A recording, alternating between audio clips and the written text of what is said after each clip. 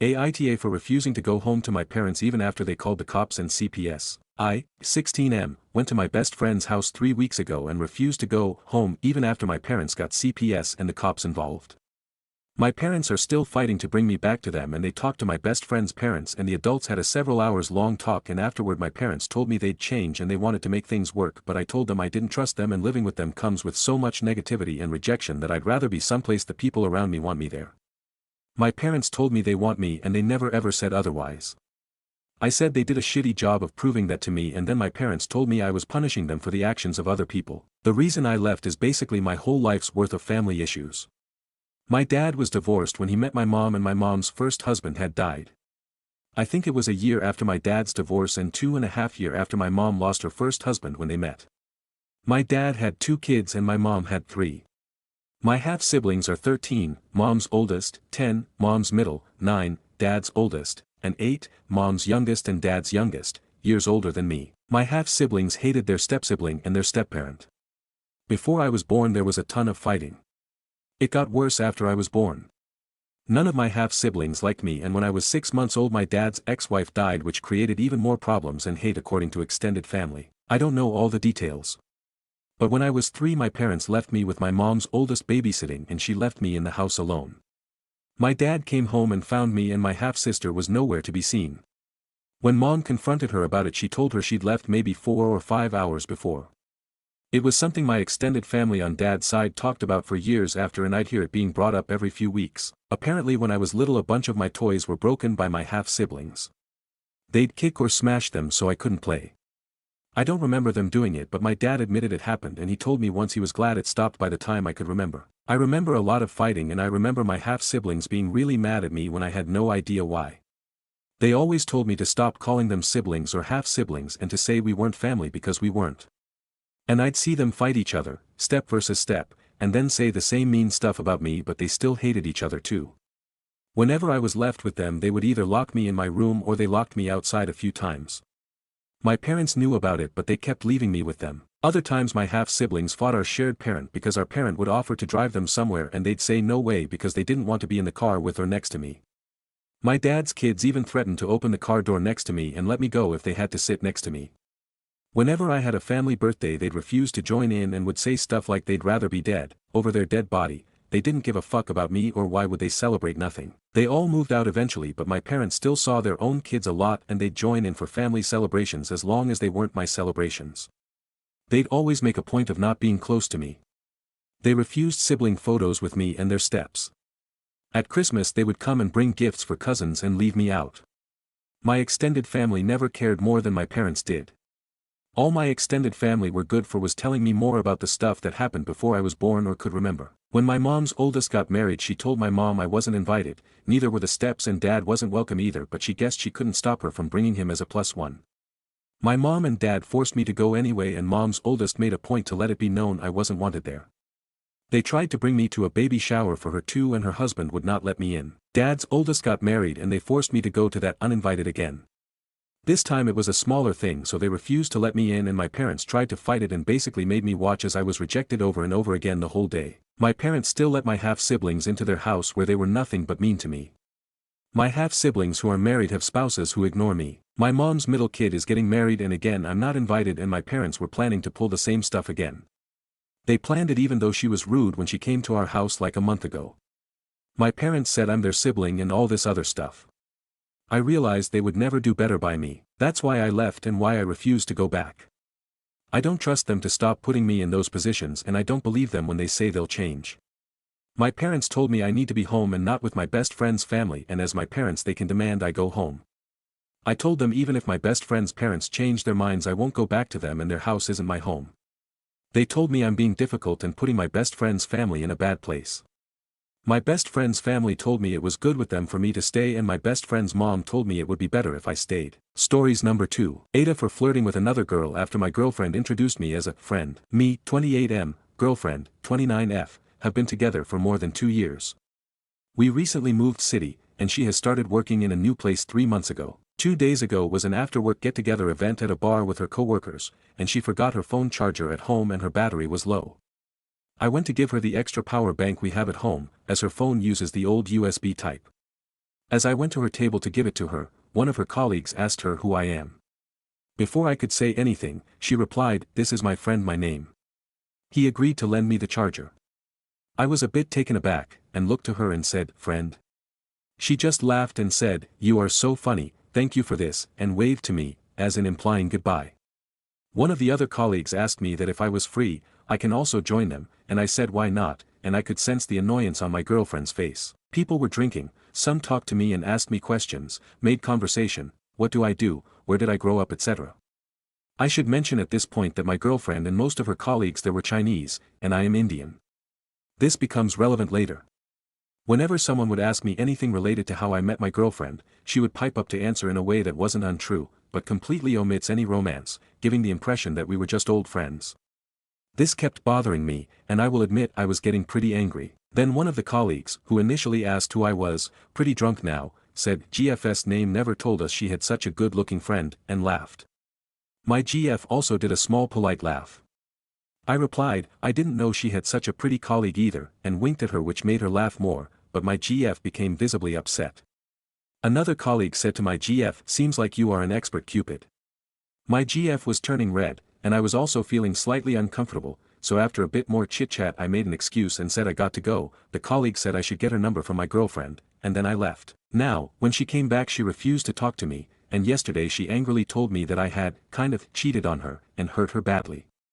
I replied that although what I did was hurtful, she also needs to own up that introducing me as, just a friend, was hurtful.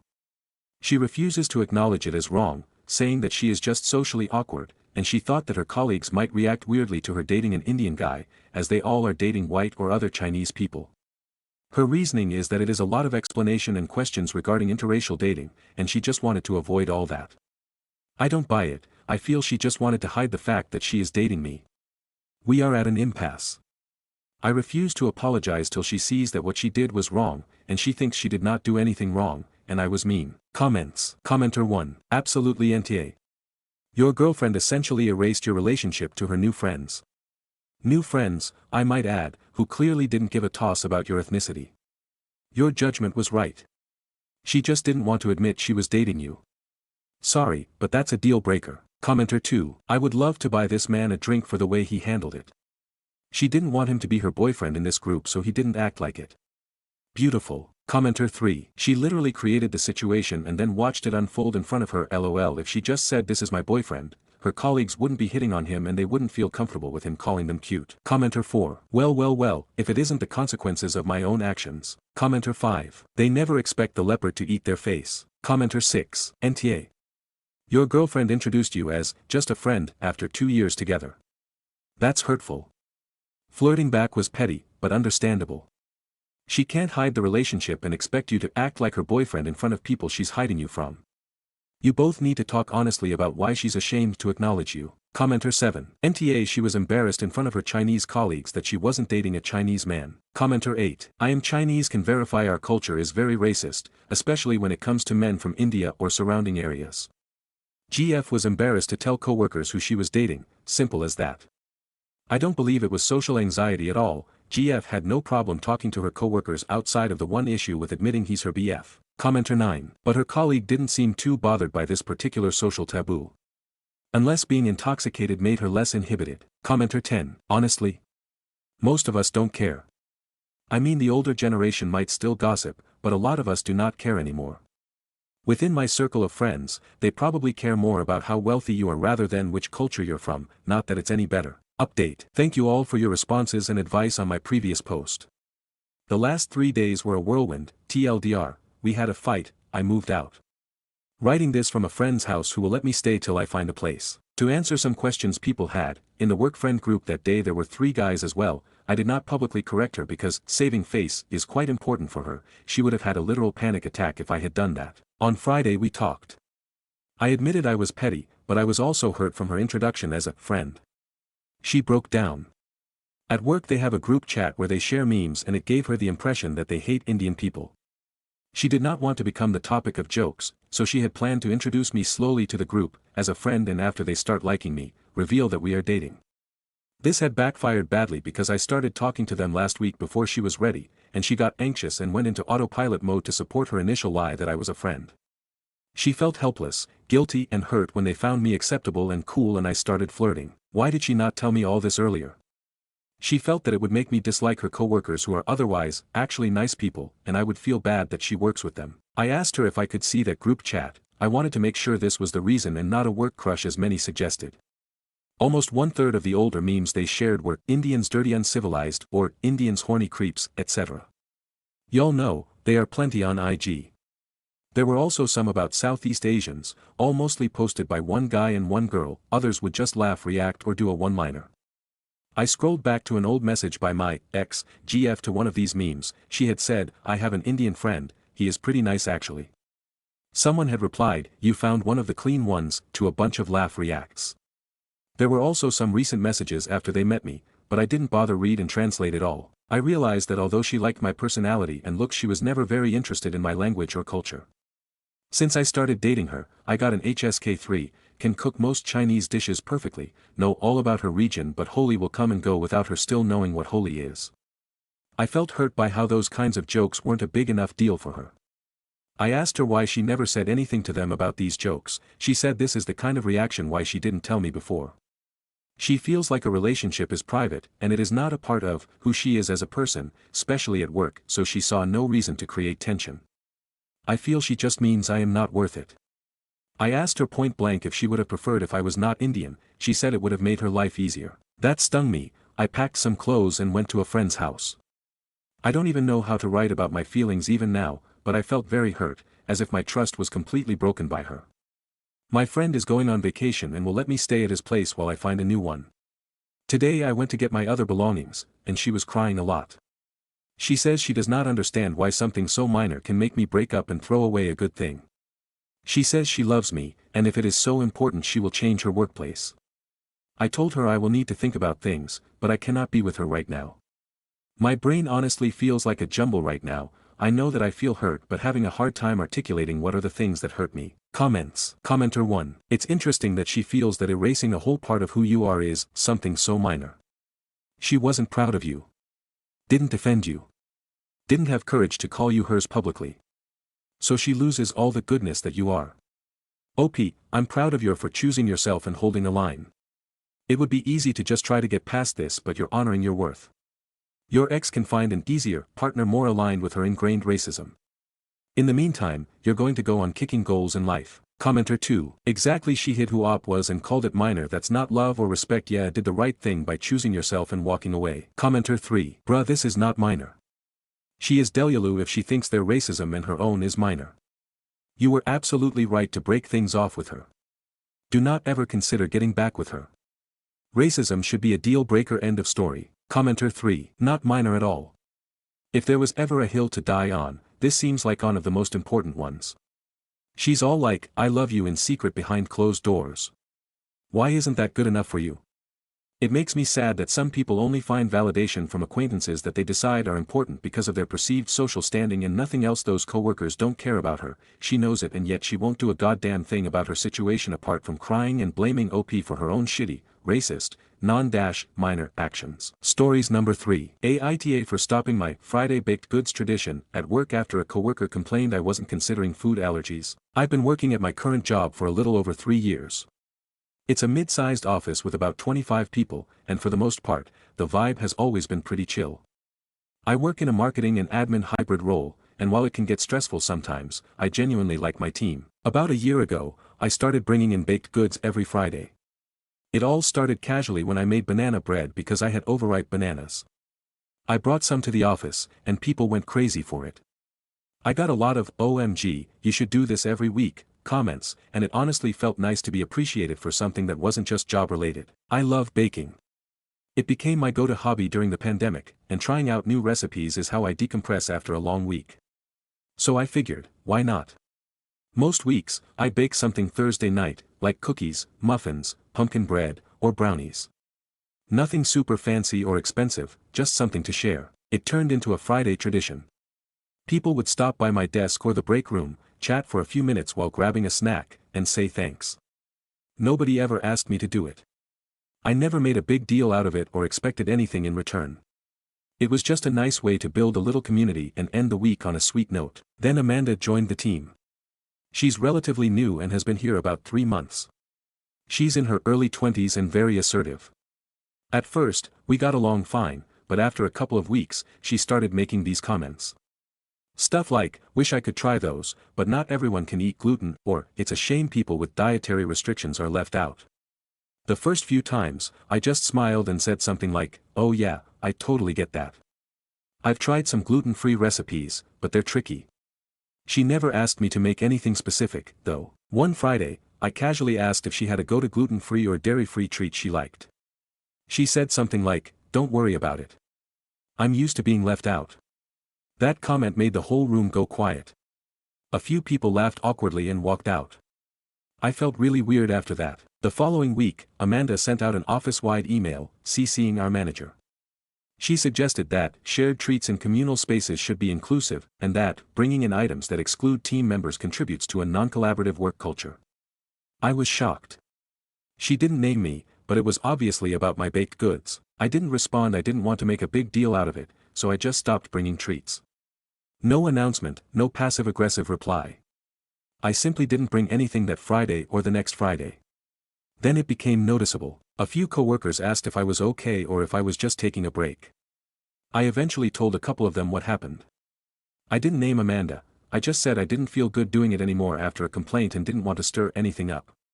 But word got around, and now Amanda is saying I singled her out and ruined a workplace tradition out of spite. One coworker even told me she thinks I'm being immature and taking it out on the whole office. For the record, I don't hate Amanda. I think she's young and maybe trying to advocate for herself, which is fine. I've worked in toxic environments before where people ignore dietary restrictions altogether, so I get where she's coming from, but this wasn't a company event. I wasn't HR or office catering. I was just doing something nice on my own time and with my own money. Now the whole vibe feels off. People are more tense on Fridays. Someone brought donuts last week, and I could tell they felt awkward about it. I honestly just wanted to do something kind, and now I feel like the bad guy. Stories number 4. My parents invited their friends on a family vacation and now I don't want to go. My parents are swingers. I found out about them being swingers right after I graduated high school in 2016. I've never really had an opinion on the matter until recently. I don't care what they do behind closed doors, but I personally don't want to see it in person. I'm sure that makes me sound like a bad person. But I've always accepted them for who they are. It's honestly just really weird to see my parents make out with other people when they're around a group of people. Anyways, they are in a relationship with another couple, and have been with them for almost 2 years. They, being the other couple, just recently moved in with my parents because they lost their house and couldn't find another place in time. My parents kicked my sister, her fiancé, and their baby out of the basement in order to give their friends the space and put my sister, her fiancé and baby upstairs in one bedroom to share. Which is a small 12 by 12 room. The friends have also stated that they're another set of grandparents for my niece and call themselves grandma, insert name, and papa, insert name. My sister and her fiancé are not comfortable with this, but my parents and their friends don't seem to care because they're all together as one. Now, on to the vacation. We were supposed to go on our first ever family vacation last year, October 2021, but it ended up getting pushed back to April of this year, due to costs, because of my wedding, which everyone was fine with. It then got pushed back again, because my sister was in her 3rd trimester of her pregnancy and couldn't fly. It is now scheduled for February of 2023. My parents told my sister and I, along with our SOs, that they would be bringing their friends along on the vacation. And I'm frustrated about it, to be honest. With the way that they've been handling things with my sister and with all of their PDA, it's made me not want to go anymore. It's our first ever family vacation, like I've already mentioned, and I wanted it to be just family. I'm at a loss and I'm not sure how to handle the situation, and we don't want to upset my parents about how I, and everyone else, my husband, sister, and BL, feel. Any advice? Edit, I'm married and do not live at home anymore. Although my sister, her fiancé, and baby do. They're currently looking for places. We live in a state where cost of living is super high, like a lot of places right now. And with them only having one income, it's harder for them to find something. Hopefully that clears things up. Edit 2, I didn't expect this to get as much attention as it did. And I have read each comment and taken advice. So thank you. I'm fully aware that my parents are adults and can do what they want. I never once said that they couldn't. And I never said I wasn't against their relationship with this other couple, they refer to themselves as swingers, but yes, you could say they are in a polyamorous relationship. The issue I have is how they shove it down everyone's throats. I don't care what they do in private, behind closed doors. But once I see the PDA and the other things they do to each other when other people are around, that's where I get uncomfortable around the situation. They have a calendar on the fridge that says what nights they will swap beds and sleep with the other person. My mom and the other woman move between my dad and the other guy. There are also times where they make sexual jokes about screwing each other, or randomly flash each other when we are around. Like, at least wait until people aren't there do so those things. That's the part I'm not okay with. Relevant comments. Commenter 1. Your parents sound incredibly demanding and childish. I wouldn't go at all, point blank tell em. Your parents strike me as the type of people who do shitty things, don't care about how anyone else feels and cover it all by saying nonsense like, I'm just living my best life. This is so bizarre by so many degrees. Reply. It's so bizarre. I truly love my parents and I know it would hurt them if I tell them I'm not going. But it makes me so uncomfortable on so many levels to see them do things with another person. I think I'm just going to talk to them, and if they decide they're still taking them, I'll tell them I'm not going. Thank you for your comment. Commenter 2. Yeah, I'm all for alternative lifestyle and shit, but you can't be doing that around your kids. Family time is for the family, not family plus fuck buddies. Reply. I'm all for supporting my parents as they have always been there for me. But like I've mentioned, I don't want to see every single thing they do. A kiss here and there is fine, but to make out or make sex jokes about what they want to do to each other in front of me, is not cool, and that's where I draw the line. Thanks for your comment. Commenter 3. If I were you, I'd invite them out somewhere for coffee or lunch or whatever without their friends. Explain that I appreciate that they see me as enough of an adult that they were able to be honest about their relationship with the other couple, but with that being said, I'd hope that they can understand though how nobody wants to have their parents' sexual relationships on display in front of them. I'd tell them that I'm uncomfortable with this new couple and do not view them as family regardless of the relationship they currently have with them. The upcoming trip was to be a family vacation, and in light of all that is going on, it is no longer something that would be a fun trip with my family, and I will no longer be joining them. Let them be upset.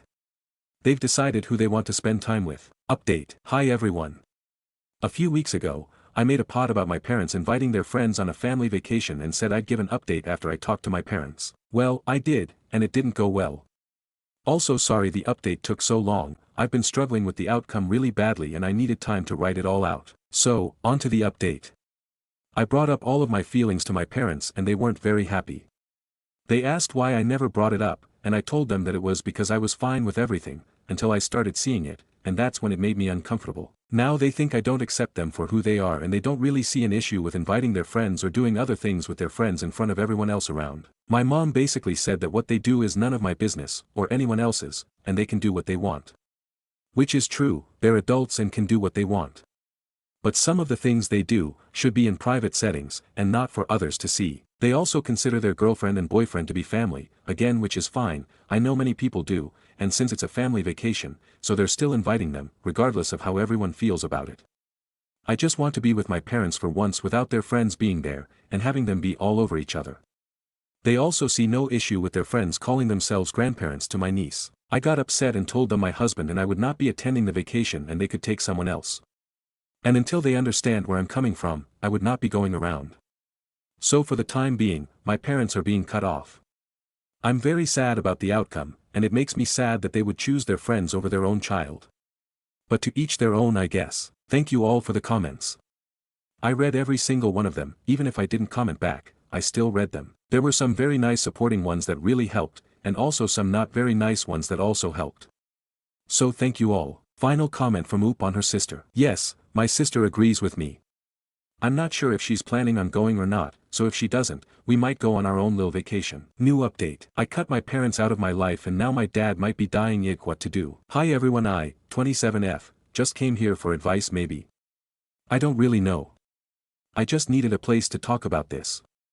There's a ton of backstory, so I'll try to explain it as much as I can, and hopefully it doesn't get too confusing. I also have another post regarding the subject from a couple of years ago, so maybe this is also kind of an update post. My parents are in an open polyamorous marriage. They started out as swingers when I was 7, and a few years ago they met another couple and decided to just be with them, which is fine. I am happy that they are happy. However, when the other couple, we will call them D and T, came into my parents' life, my parents changed, they became very toxic/controlling and just all around not fun to be around. They don't take anyone's feelings into consideration and force their other partners into our lives, which over the last couple years, I have decided I don't want to be around D&T. On multiple occasions, they were all inappropriate in front of us, my sister/her family and my husband and I, and it was just really uncomfortable in a lot of ways. They, my parents, kicked my sister and her family out of their basement apartment and moved them to a small bedroom upstairs in their house, so they could move their other partners into their house. My niece was also only 2 months at this time. From there, things have just gotten worse. D&T refer to themselves as my second parents and as grandparents to my son and my niece. Which I have asked them not to do, since I barely know them. My parents have chosen their other partners over my sister/her family, and myself and my family many times. My sister had to move emergently last year and my sister asked my mom if she could watch my niece since it was snowing outside. And my mom said no because they were going to spend the night playing Mario Kart and didn't want distractions. When I told them I was pregnant, the very first thing my dad said to me was, "Can we tell D&T?" And I said no. After my son was born I went to my parents' house for a short 30-minute visit, and as soon as I got there my dad texted Dee to tell her I was there. So she and T came upstairs. My mom was holding my baby, 8 weeks at the time, and when D&T came up, she handed my son to Dee without asking me. I was so upset. I want to clarify, I would have been upset if anyone just handed my baby to someone without asking me. I wasn't upset just because of the person. You should never hold a baby without permission from the parent. I had a very intimate religious ceremony, similar to a christening, where we only wanted family and our close friends. I invited my parents, and they asked if they could bring D&T and I said no because it was for family and close friends. So they decided not to come. They decided not to come to a family event because I didn't want their other partners there, which they consider family and I do not, which I have clearly tried telling them over years of them being with D&T, because this event was for my son. I decided they weren't going to pull any more stunts. They weren't going to choose them over me and my family anymore. So, I cut them out. I told them that I'm happy that they're happy, and because I know they love them, I wasn't going to make them choose between us. I told them I wasn't done being hurt and I needed time away from them. I haven't seen or spoken to my parents since April of 2024. I have tried telling my parents about my boundaries many times, but they don't listen and they just want us all to be one big happy family. Which my sister and I, and our partners, don't want. We both just want to be around our parents. Anyways, I got a text from my mom yesterday, saying my dad was just diagnosed with heart failure. And I have so many emotions. I'm angry, and I am also sad. My heart hurts. I don't know what to do. Part of me wants a better relationship with my parents. As long as my boundaries are followed, but another part of me has never been happier/felt more at peace these last 9 months. I just don't want to have my dad pass and regret not letting him have a relationship with myself or my son.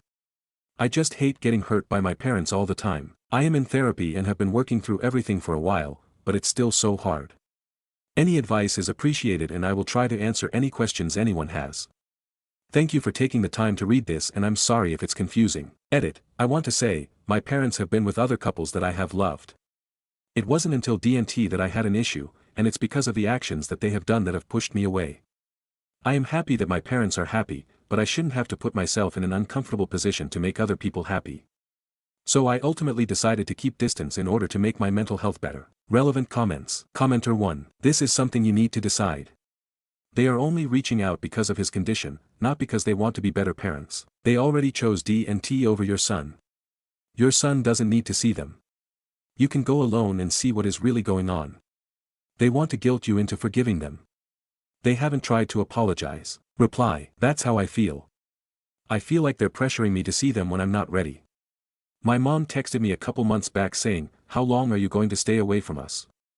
Are we still toxic?" And I feel like they're blaming me for not seeing them when I voiced my boundaries countless times and they chose to ignore them. I know it's not on me, but they're making me feel like shit because I want to protect myself and my son from being hurt. Commenter 2. You'll never have the relationship you want with your parents, as it's clear they are selfish and will always include their partners.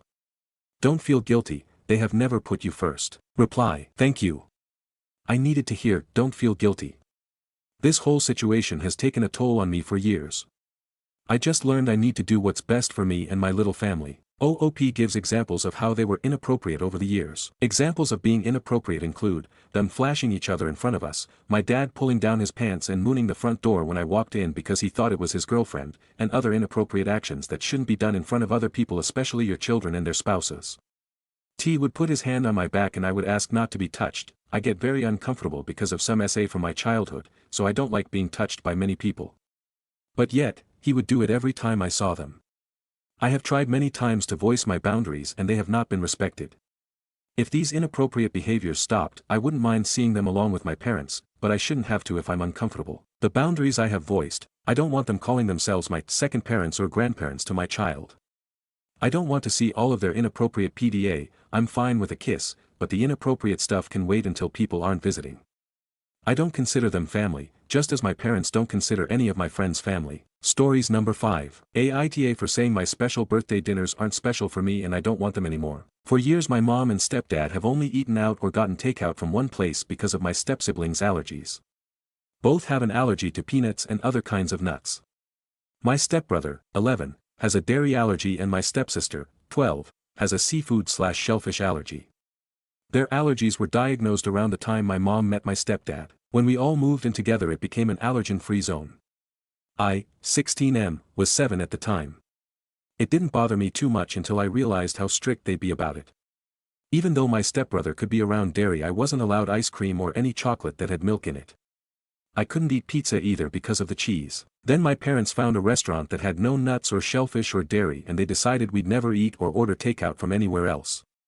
It's kinda vegan but not strictly vegan, I don't think. I don't like their food. It all tastes weird to me. They don't even have regular fries on the menu. It's either another vegetable used as fries or sweet potatoes, which I hate. I hate eating out or ordering takeout because of it, and for years we've celebrated all our birthdays there with family. I found other nut-free restaurants that had allergy-safe menus, but my parents wouldn't even look at the menu. They said we had our restaurant and we didn't need another one. Whenever I asked if we could order from different places for my birthday, they'd say no. They said we always get takeout from there and that's where we'll always get our food. A few times they said it's too much work to try out new places when we have it easy with our choice. My special birthday dinner never feels special because I can't eat anything I like. For a few birthdays I was grumpy and withdrawn when we'd eat there, and my mom would tell me to change my attitude and appreciate what I have in the family, that I get a special dinner for my birthday. That not all families could afford to eat out for their birthdays every year. Last year when I turned 15 I got into a fight with my mom when I told her my birthday dinner should be something I like and I didn't want to eat that nasty food anymore. Mom said that was such a disrespectful thing to say, and what about my stepsiblings, what are they supposed to do if we go somewhere else? I said other than nuts they can be around dairy or shellfish and they're around all that stuff out in the wild. So why do I have to be punished because of their allergies? My stepdad told me to watch how I spoke because it would hurt my stepsiblings' feelings and his, because he'd like to think us being a family and able to eat together was enough. When we got to the restaurant I was miserable and they kept correcting me for looking angrier than usual. After that I swore I wouldn't do it anymore, so a couple of months ago, before my birthday last week, I told them I didn't want a special dinner or meal with the family and I was done with eating as a family for my birthdays and for anything else like my graduation. I told them it's not special for me and I hate it and I don't like the food and I'd rather ignore my birthday than that. They tried to plan a birthday dinner anyway, but nobody showed since the rest of the family knew how I felt. My parents are angry that I'm being this way, and my mom tried to make it about the step thing when this would be annoying even if it was just me and her. Who wants to eat shit they don't like on their birthday? Like seriously. Stories number 6. Bridesmaid clearly lost her rabid mind. My best friend got married last November. She asked one of our longtime friends, 13 years we've been friends, to be a bridesmaid. She did so many insane things. She wore a cream top and white pants to the bridal party. The bride addressed it on the spot in a joking but serious way. The bridesmaid laughed it off. The bride requested we wear burnt orange to the fancy bachelorette brunch. If we couldn't find something we didn't like, late summer early fall colors were okay, as long as we looked cohesive. Light denim, maroon, olive, blush pinks were all acceptable.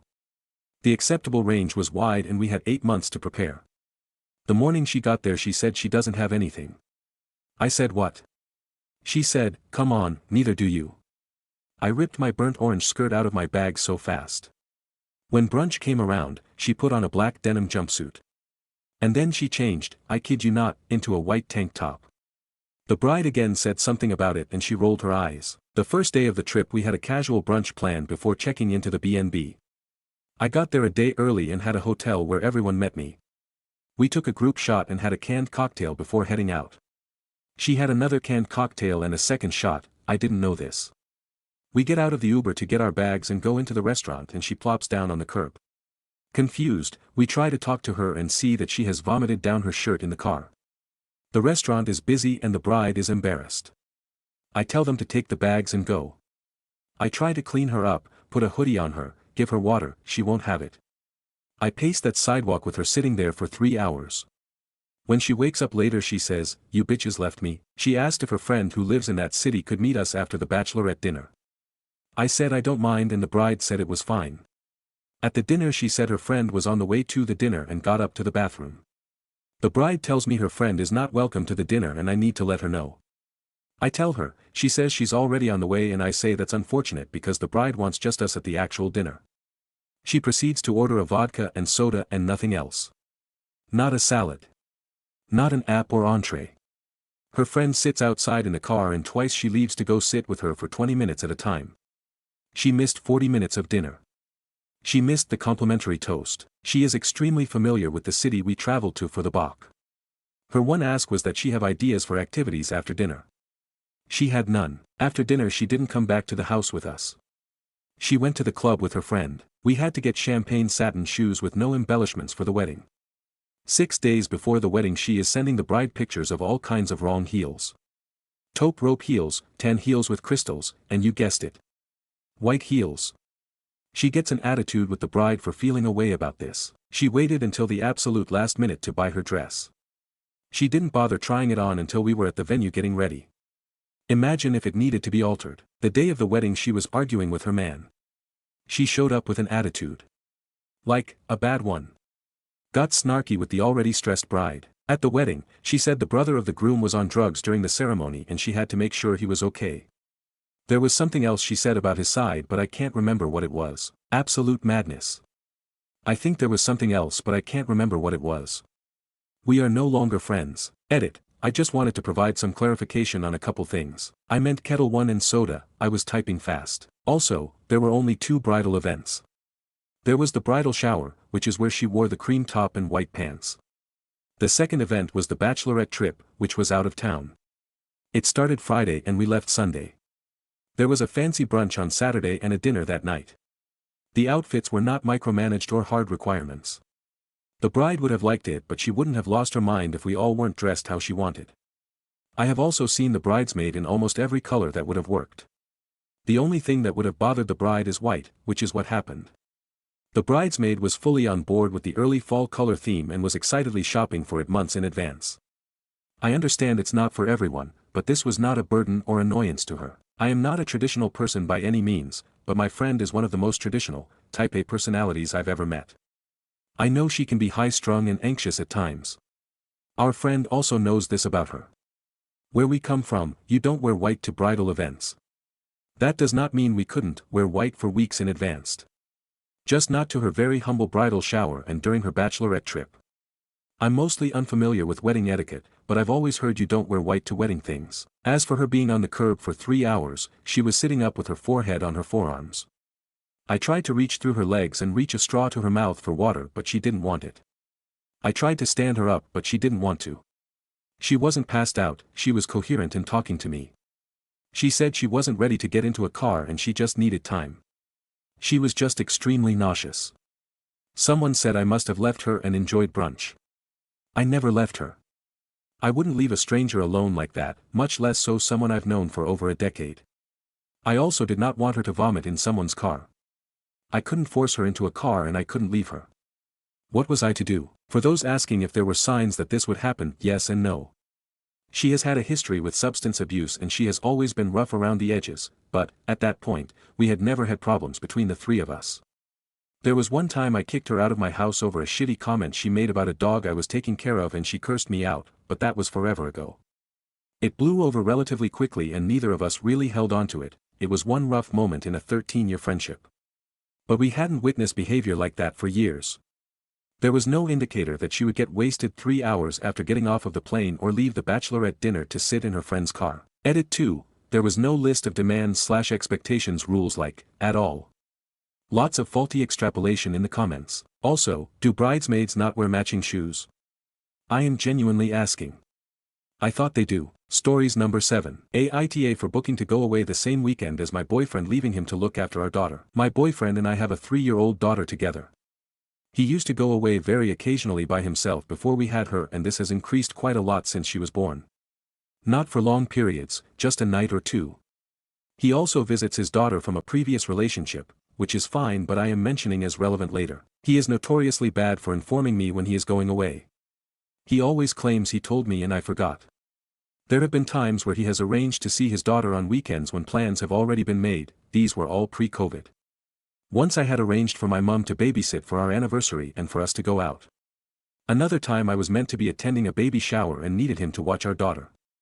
Another time I had arranged to go to the theater with a friend. His daughter lives quite far away, so he wouldn't have made it back in time to watch our daughter. He was fully aware of all these plans and claimed he forgot when arranging to see his daughter. I didn't ask him to cancel as it is not fair on her, so I had to make other arrangements in each case. Obviously he has been going away less because of restrictions. As soon as they eased he has been going away. I have never had a night away for our daughter. I had made a couple of plans, but each time a lockdown happened, so obviously they got cancelled. He says he encourages me to go away and he is not stopping me. I have tried to explain that his going away so much does stop me, as someone needs to look after our child. Not comfortable for either of my parents to watch her yet, just in case of any risk. In the summer, once restrictions are lifted, I have arranged to see my friend for a couple of days. I told him about it and he said I couldn't do it on that date because he was going on a cycle holiday. I told him he hasn't told me anything about this, and yet again he claims he did and I forgot. He asked me to cancel it, saying I could go to my friend's anytime. I could rearrange it but feel I shouldn't have to. He could also rearrange camping. So I have been refusing. He is now in a sulk. Am I the asshole for not rearranging my plans? Edit. I had got a family calendar when's the issues of him double booking seeing his daughter arose. Problem is he will only write in it if I nag him to do so. Or he will say he will do it later and not to treat him like a child. Relevant comments. In response to an info request about what the BF is like as a father. He loves our daughter to pieces, but is very much for the fun stuff. He has started helping a bit more. For the last year also he has been helping with part-time and bedtime. Before that it was just me doing those things. She wakes up regularly in the night, it is always me tending to her. He says it's not his fault, he is heavier sleeper. I have had to wake him before when she has been up from 1 a.m. and not settling back down, and I have work in the morning so I can get a couple of hours sleep before work. Update. Not sure if anyone really wanted an update, but the situation came to a head, so I just wanted to vent. Thank you for everyone who commented. So I had a word with him about the family calendar and people's suggestions about if it's not on the calendar it doesn't exist. Making sure my time away was on there. He seemed to go along with it and said he would reschedule his cycle trip. Great, I thought. Until it came to the morning of the trip. My BF often gets up super early and I roll over and go back to sleep, so thought nothing of it when he was up early. Heard the door go but just presumed he was taking out the bins or something. When I woke up, couldn't find him and the car had gone. Tried to phone him, no answer. Some of his stuff had gone. Asked my neighbor to check his garage for my BF's bike, where he keeps it. It had gone. Confused and quietly seething at this point, try his phone a couple more times. Nothing. Phone my friend at this point saying I can find him and will probably miss my train. About midday I get a phone call. He had gone on his trip. Tells my to check the calendar. He has typexed out my writing and written in his trip. I say a few choice words to him. He basically says it's my fault as I should have got up earlier. So I told him that he won and he is now free to go on as many cycle trips as he wants now. Friend suggested taking the kids to the seaside, her son is a similar age. We spent the next day at the beach and had a nice time. Told BF not to come back, he says I'm overreacting but I am done. Update. He came back on Sunday. Unfortunately can't change locks due to renting. Came back like nothing had really happened. I calmly asked him to leave as our daughter was about. He said he wasn't going anywhere and he will watch her next week so I could go away. I said I couldn't believe he has completely missed the point of what he had done. Called my brother and asked him to pick us up. We have been staying there until I can sort out the practical parts of the split. X has called non-stop and turned up at my brother's house where brother turned him away. He has finally apologized. I said I am still done, I just don't have the energy or the will anymore. Relevant comments. In response to an info request about who owns their residence. We rent, both names on the lease. I'm hoping he will do the sensible thing and stay with his friend. Unfortunately the reality is I can't kick him out and change locks. He is due back on the Sunday. Little updates in the comments from OOP. Comment 1. I'm back at the flat now with my daughter. X is staying with a friend who has a spare room. X is helping out with the rent a bit until I can find somewhere more affordable. Last 2 weeks he has had on a Saturday and he has turned up. He is giving me child support at the moment, which we are just doing directly between us. He seems to think he is just giving me space despite the fact that I have told him I am done. My priority for the moment is making sure my daughter is as settled as possible. It has been very difficult for her not having him about as much as she used to. Comment 2. Still at the flat until the lease is up. X is still at a friend's as far as I know. He has started seeing someone else and visits with our daughter have become a little bit sporadic. But it's only been a month and he only sees her once a week anyway, so I will give it a little bit longer, and if it keeps messing around I think I may have to go to court. I don't want to stop her seeing her dad but also don't want him constantly letting her down. New updates. I feel broken, reconciled with my ex and he blew our holiday fund in a strip club. I, 33F, broke up with my boyfriend, 35M, of 8 years about 9 months ago. We have a 4-year-old daughter together. He was always leaving on bike rides and overriding any plans I might have had. Last straw was him leaving early in the morning to go on a cycle holiday when I had explicitly said I was going away for the weekend and he needed to care for our daughter. So I left him. We co-parented together well for a while, then he started seeing someone and became disinterested in our daughter. Fast forward to 3 months ago, he started to show interest again in seeing our daughter. He was single again. I tried to keep it purely about her but I gave in. I let myself be sucked in with his crappy promises. I agreed to start dating him again. I will be honest, my heart had broken the last 6 months for my daughter, and if I had a chance to make it work I felt I owed it to her. We said we would go on holiday together, so we started putting some money in a jar kept in my flat. This weekend he said he would take it to book a holiday and put the rest in himself, was about £300. Didn't see him after he left the flat, still living separately, so I didn't think anything of it. One of his friend's girlfriends texted me this morning and told me they had all been on a stag do. Her boyfriend had mentioned and my ex was dropping a lot of money in there. I confronted him and he admitted using the holiday money. I just don't know what to do. We are done. Forever done. But I just don't know how I will move past this. Relevant comments. Commenter 1. I can't believe you actually got back with him. You've been burned time and time again. He only took interest in your daughter after her broke up with the person he was seeing. He is not a good father to her. That's all you need to know. Reply. I feel like an idiot. He kept saying how irrational it was to leave him in the first place over something so minor. How my stubbornness was affecting our daughter. Finally came to the realization that I was setting up my daughter for a poor image of how you should be treated. I want better for her. Currently just in contact with his mum, and if he wants to see her it will be via her, at least for the time being. Aita for not giving my ex our old baby stuff. I, 33F, was with my ex, 35M, for about 8 years. We share a daughter together. For some background, the last year has been a difficult one. We broke up after he snuck out on a cycling holiday when I was due to go away with a friend. Stupidly started dating him again. I had insisted that we go slowly. We were putting away some cash to go on holiday as a family, which he ended up taking out of my flat and blowing in a strip club. So we fully ended about 2 months ago. Now it turns out he's going to be a father again. From what I can gather, the woman is past the 12-week mark. When I was dropping off my daughter for the weekend, he mentioned the pregnancy and whether he could have the baby stuff I had from when our daughter was little, that we were saving for a potential second. I told him he's welcome to take anything that he bought, which is the grand total of a novelty baby grow and a hat. Obviously now I don't need the stuff and I don't know if I'm being petty, but I told him no, absolutely not. He hasn't even seemed to acknowledge the fact that he got her pregnant when we were trying to get back together, but that's a battle I just can't get the energy to fight. My ex-mother-in-law has remained pretty neutral and I have a pretty good relationship with her, but she's been putting a bit of pressure on me to give him the stuff. Aita for not even considering passing the baby stuff on to him. Relevant comments. Commenter 1. NTA, don't do it.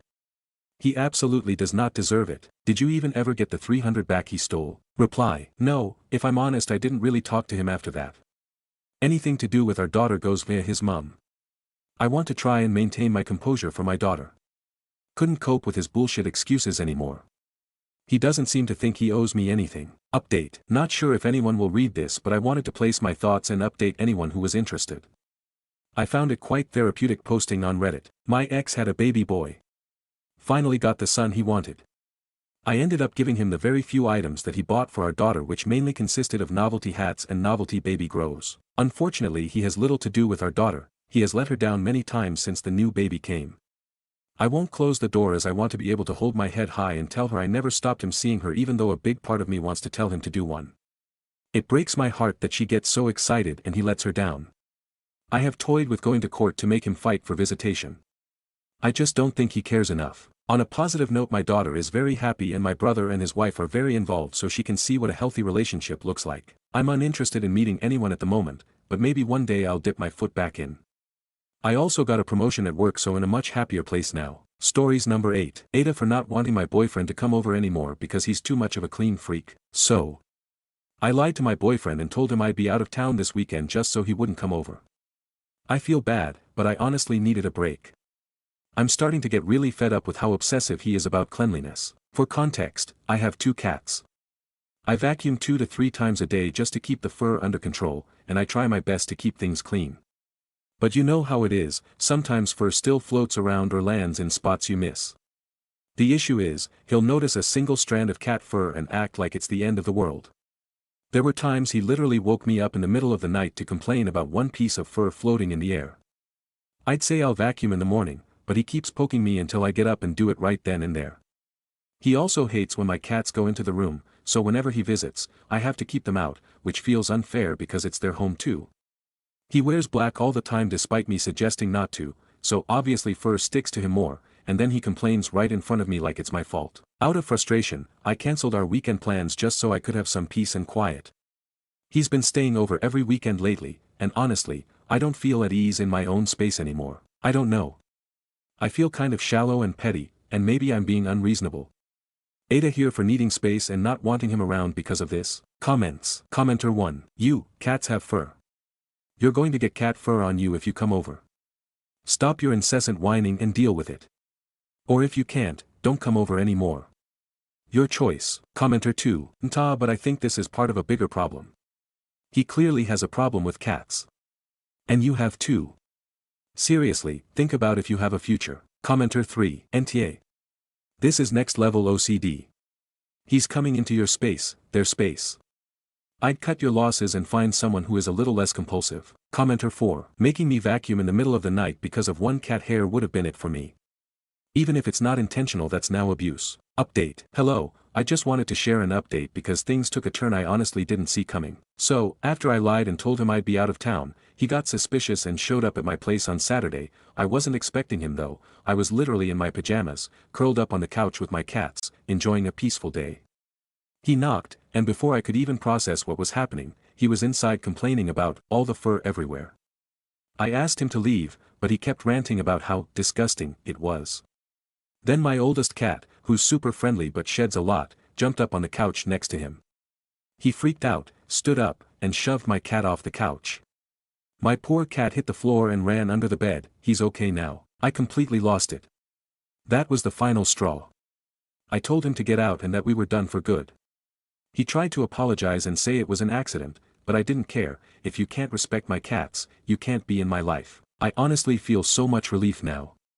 I can breathe again in my own home without feeling like I live in a museum. My cats are back to lounging wherever they please, as they should. So yeah. I guess I have my answer now.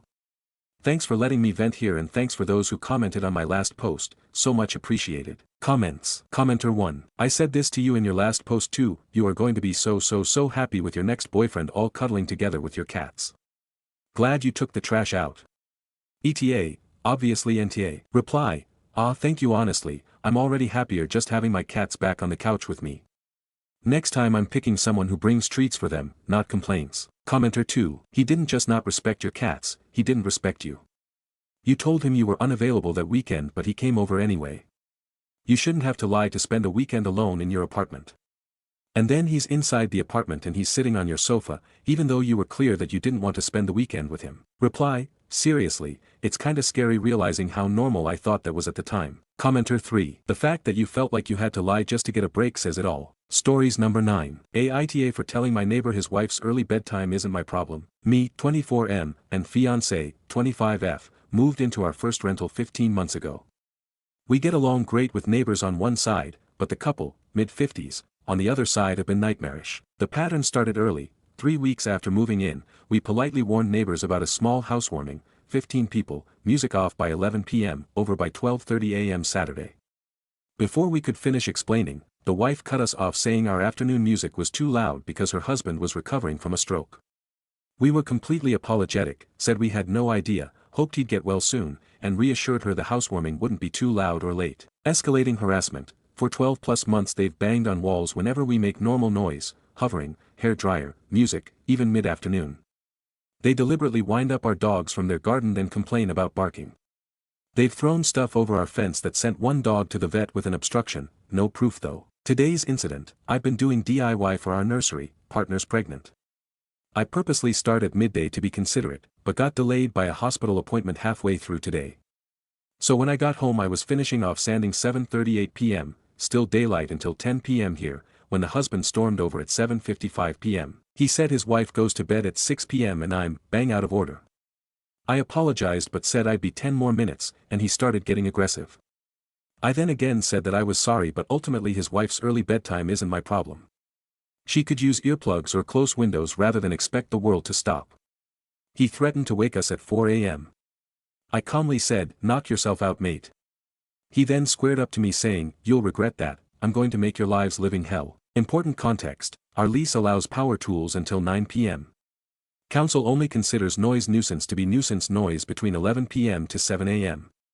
Other neighbors warned us he's damaged previous tenants' property and was caught kicking someone's cat. We're worried about property damage to our cars/house, stress on my pregnant partner, and potential harm to our dogs when the baby comes. We do have cameras but ultimately don't need the stress of worrying about what they might do due to the pregnancy. Update, cameras have gone up covering the front more, and camera ordered for the back to watch the adjoining fence. Police report has been made and an officer will be coming out to see us within the next couple of days to get more details. Housing Association are also aware and contacting us today. Thanks for everyone's advice, we'll update further when I have new developments. Stories number 10. Aita for shutting someone down when they tried to talk to me at the gym. So, F32, don't talk to anyone at my gym outside of saying hi and bye to the people who work there, and having polite etiquette when asking someone if they're using something/saying thank you when they're done. This is partially for efficiency, but mostly because I go to the gym stoned AF and I'm in my zone and I don't want to talk to anyone. Last week, after my workout, I walked over to the food carts by my gym to pick up tacos. While I was there, some guy, M40+, stopped me and said he went to the same gym. I had never noticed him before but he insisted on walking with me and was talking to me. I was kind of annoyed, just because you see me on the street with my headphones out doesn't mean it's an invitation to talk to me. I made small talk and tried to be polite. Got out as quick as I could. So the other day, when I'm at the gym foam rolling out with my headphones in, this guy just beelines to me while I'm trying to avoid eye contact, and squats down next to me to say hi and give me a fist bump. I give him a quick heads up, acknowledge him but ignore the fist bump. Avoid eye contact the rest of the time I'm there. And then today, this guy comes into the gym and sees me. I immediately avoid eye contact and he doesn't come up to me, so I think he gets the picture. But then, when I'm doing leg lifts, he comes over and tries to give me a fist bump. So I take out my headphone and I say, look man, I don't want to do this. I'm here to work out, I'm not here to make friends. I don't want to talk to you, okay? And he starts to say, I was just saying hi. And I respond with, yeah, I get it. Please don't. And put my headphone back in and kept working out. I realize anyone who saw this probably thought I was a giant AH. But, I don't think someone's need for connection overrides my need to have a good workout. So, Ada, relevant comments. Commenter 1, NTA sounds like your usual type who thinks gyms are a place to pick people up and not in fact a place to work out. I do find it weird that you go to the gym stoned though, kind of like going to the pub first for a few beers. Commenter 2, yeah, using gym equipment, especially weights, when you're on drugs seems crazy dangerous. Reply, I literally started going to the gym 15 years ago because I started getting stoned and listening to music. It's my happy place and helps me focus on my breathing. But, yeah, I've gotten that reaction to it a lot. Commenter 3, NTA coming from a father, I hope my daughter has the boundaries you do when she's grown. You don't owe anyone your attention.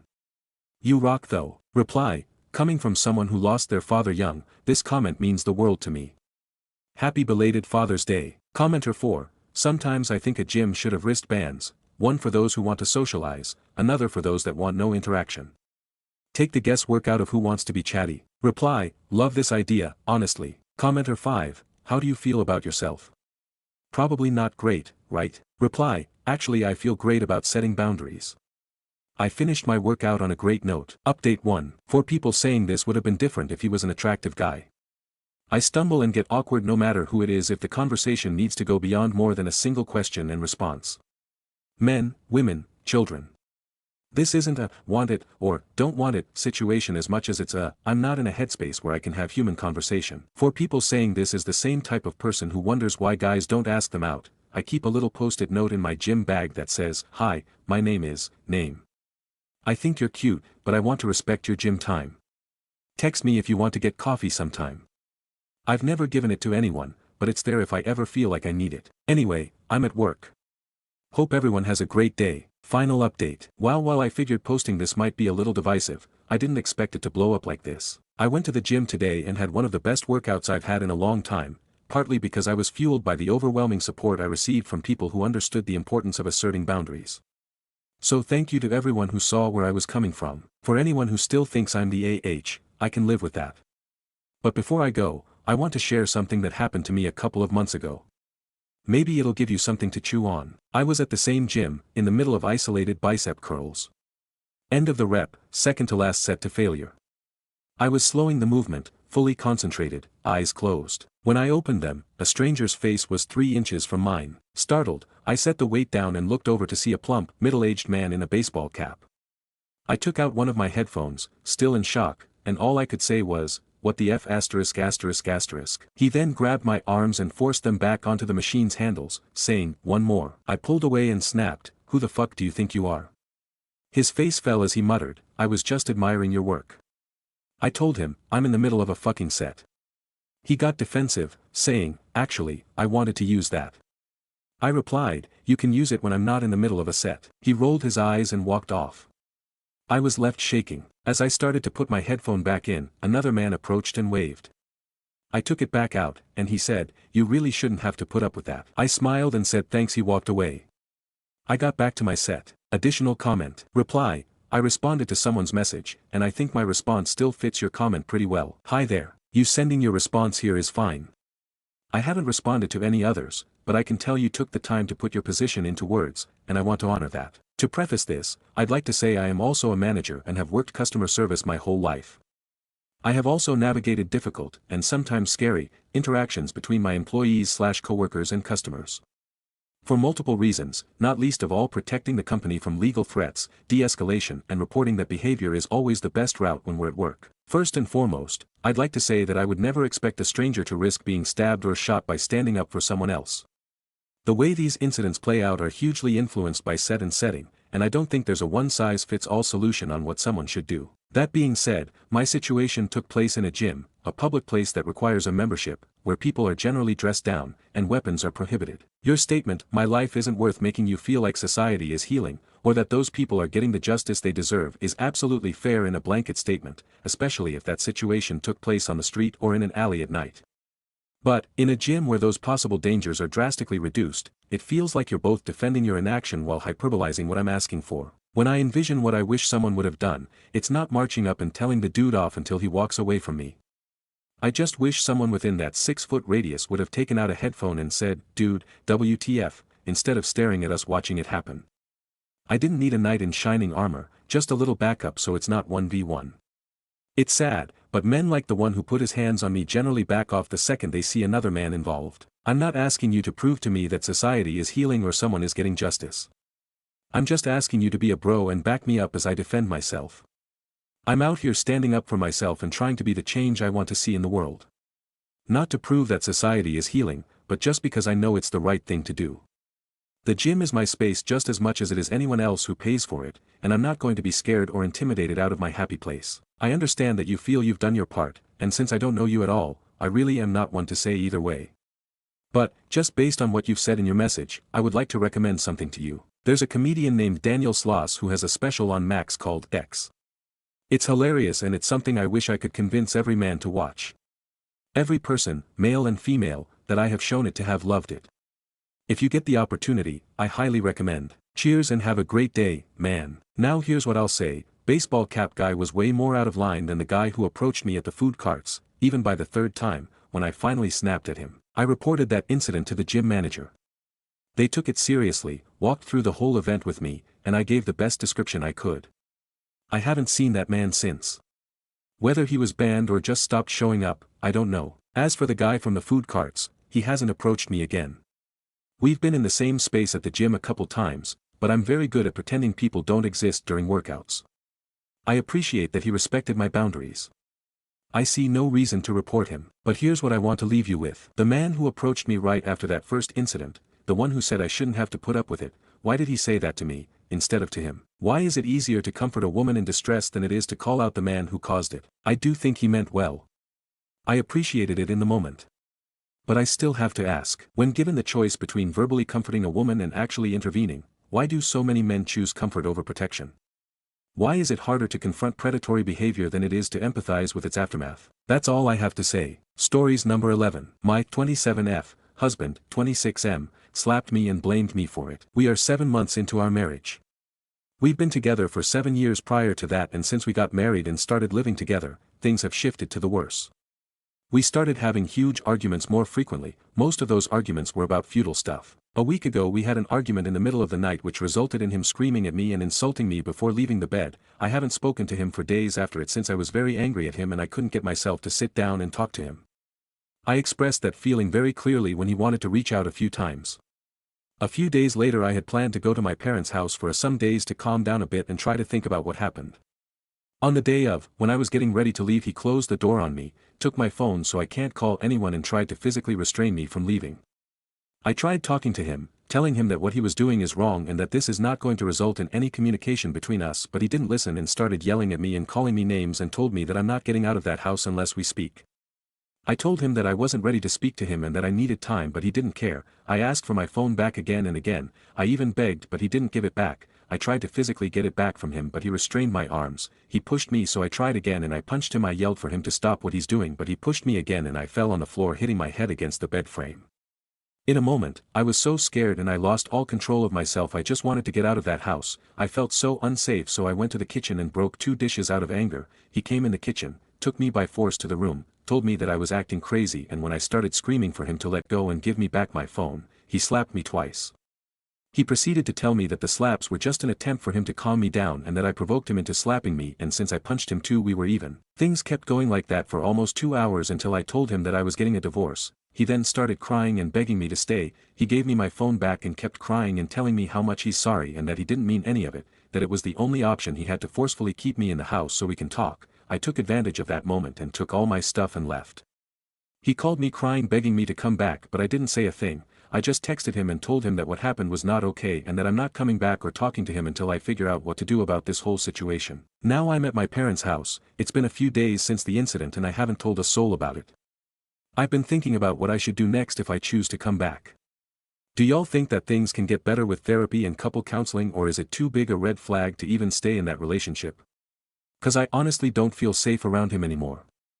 I don't want to throw the whole marriage away for that, especially that we just started out this journey, but I also am afraid for myself and my safety. Stories number 12. Aita for wanting a divorce after my husband gaslit me into believing him flirting with a coworker was okay because I was just hormonal. I'm a 30YF married to my 34YM for over 6 years. We have 2 beautiful children, a 3-year-old and an 8-month-old.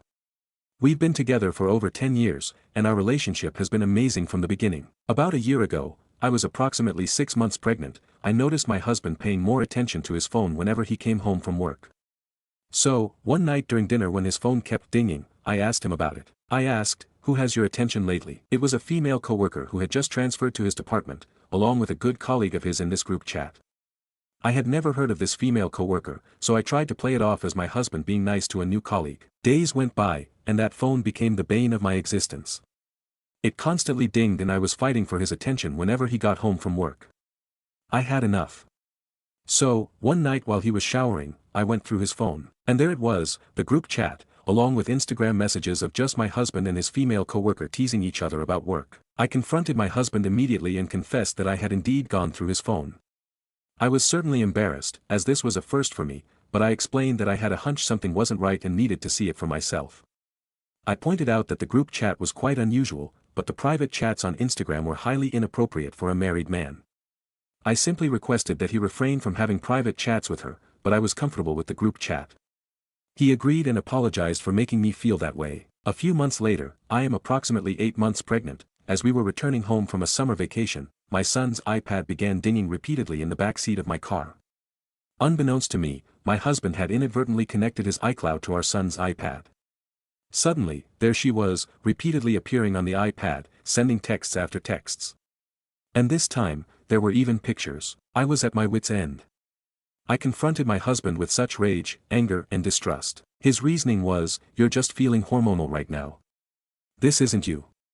You're not the jealous, insecure type. Once you're no longer pregnant, you should get to know her, have a drink with her, and you'll like her." Using my own hormones and emotions against me, at 8 months pregnant, I unfortunately caved and believed him and left it at that. Shortly after welcoming our newborn baby and adjusting to our new family of 4, we experienced pure bliss. However, our blissful state was short-lived as paternity leave ended, and my husband returned to work, along with my husband's female co-worker. One evening, after we had tucked the children into bed, I found myself browsing through my husband's phone, admiring pictures of our children. Ding, it's her. I instantly and without hesitation opened the conversation, and my mouth dropped. It was a conversation where my husband was begging her to work a specialized assignment with just him. The two of them, alone in a car, 5 days a week. I felt an instant wave of regret. Regret for not listening to my gut months ago and letting him gaslight me into thinking this situation was all in my head because of my hormones. Now, I want a divorce, but my husband is now begging me to not ruin our family. So Reddit, am I the asshole for breaking apart this family? Update. After reading all these comments and absorbing the advice, I finally realized that I'm not hormonal and not the sole reason behind this marriage's failure. So, thank you for validating my feelings all along. As for my husband, I've asked him to leave the house until I've made a decision.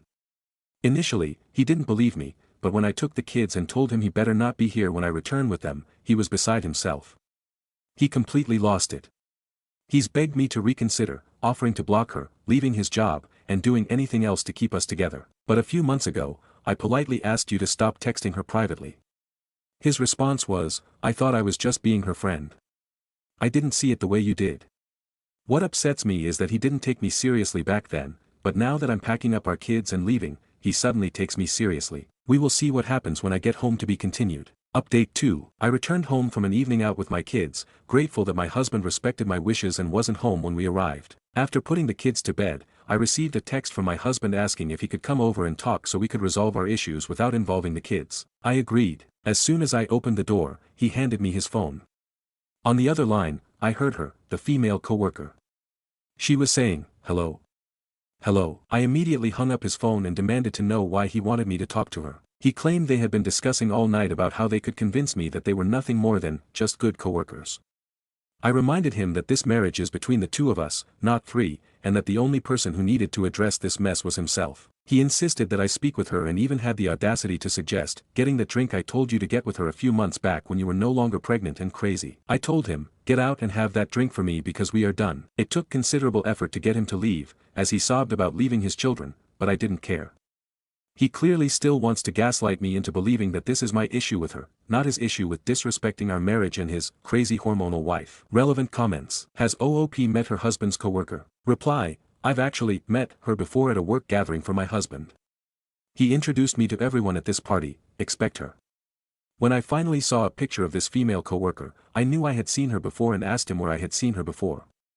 He did say, at the work party, and when I asked how come you didn't introduce me to her, he replied, you were busy getting to know everyone else. Commenter 1, it's so disingenuous of your husband to beg you not to divorce him when he was actively pursuing this other woman until you confronted him about his behavior.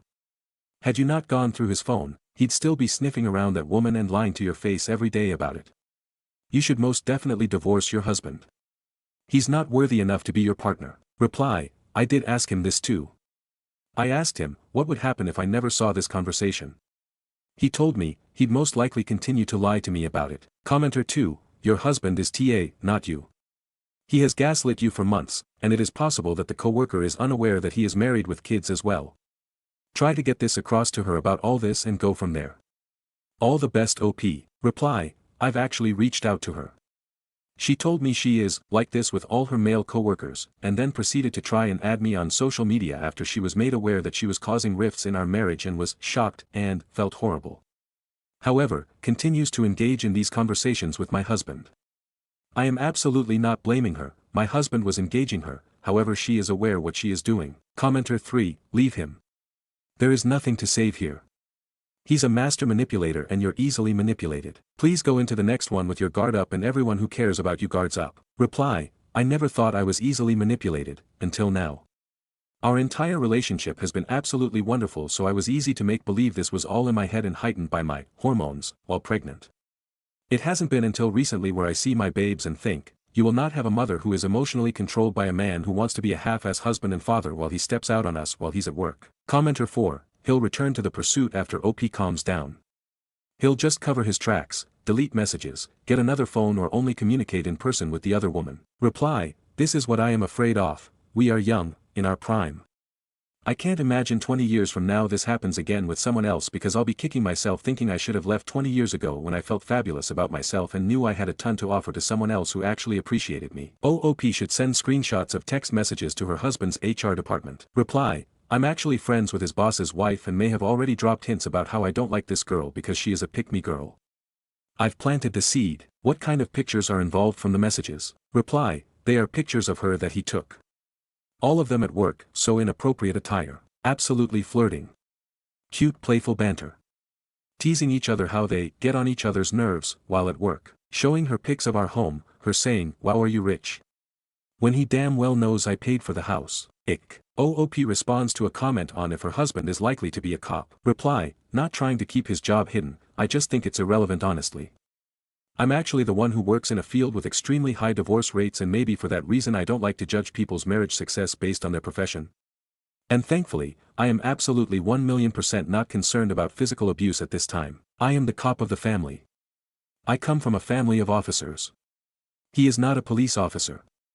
So to me, my occupation is irrelevant because I have never caused harm emotional or physical to anyone. Update. Aita for wanting a divorce after my husband gaslit me into believing him flirting with a coworker was okay because I was just hormonal. Hi Reddit fam. It's been almost 5 months since I've updated all of you on my original post. I haven't forgotten about you all and I've been thinking of updating you all many times. I was just waiting for the perfect time and I feel like now is the perfect time to update you all. We are divorcing. Finally. Originally, we took some time apart to cool off, dig deep and think about what we really wanted while not letting any of this affect our children, to the best of our ability. We did couples therapy, individual therapy, and even a vacation away, just the two of us. Everything just felt like it was falling back into place, like before any of this was even a thing.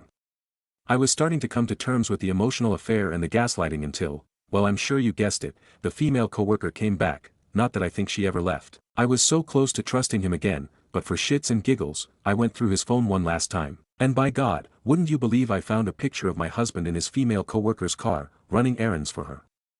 I didn't need an explanation, I didn't even read the context of how and why he was there I simply laughed. We put the kids to bed and I said, do I need to make you an errand list in order to get your full attention? He automatically knew exactly what I was referring to. I told him to get out, and maybe call into work the next day because he should spend the day looking for a divorce lawyer. And really that was simply it. We are currently in the divorce process and it's going as smooth as you can imagine.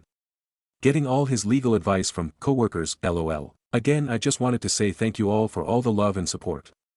My hormonal self thanks you all from the bottom of my heart. Relevant comment. Commenter 1, girl I knew it. I am so proud of you for not falling for his bullshit. You gave him every chance and he spit in your face.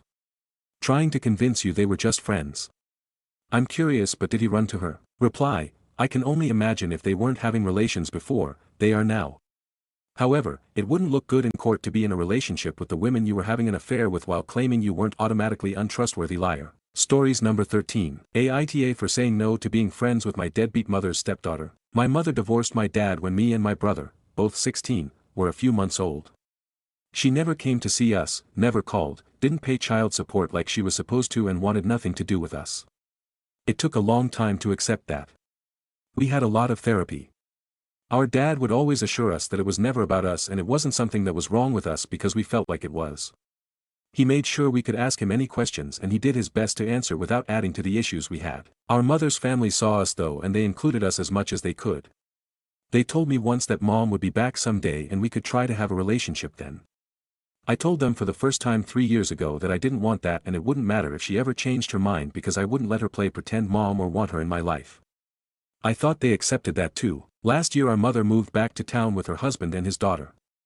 Me and my brother back away from her side of the family because they included her and we didn't want to see or be around her and her new family.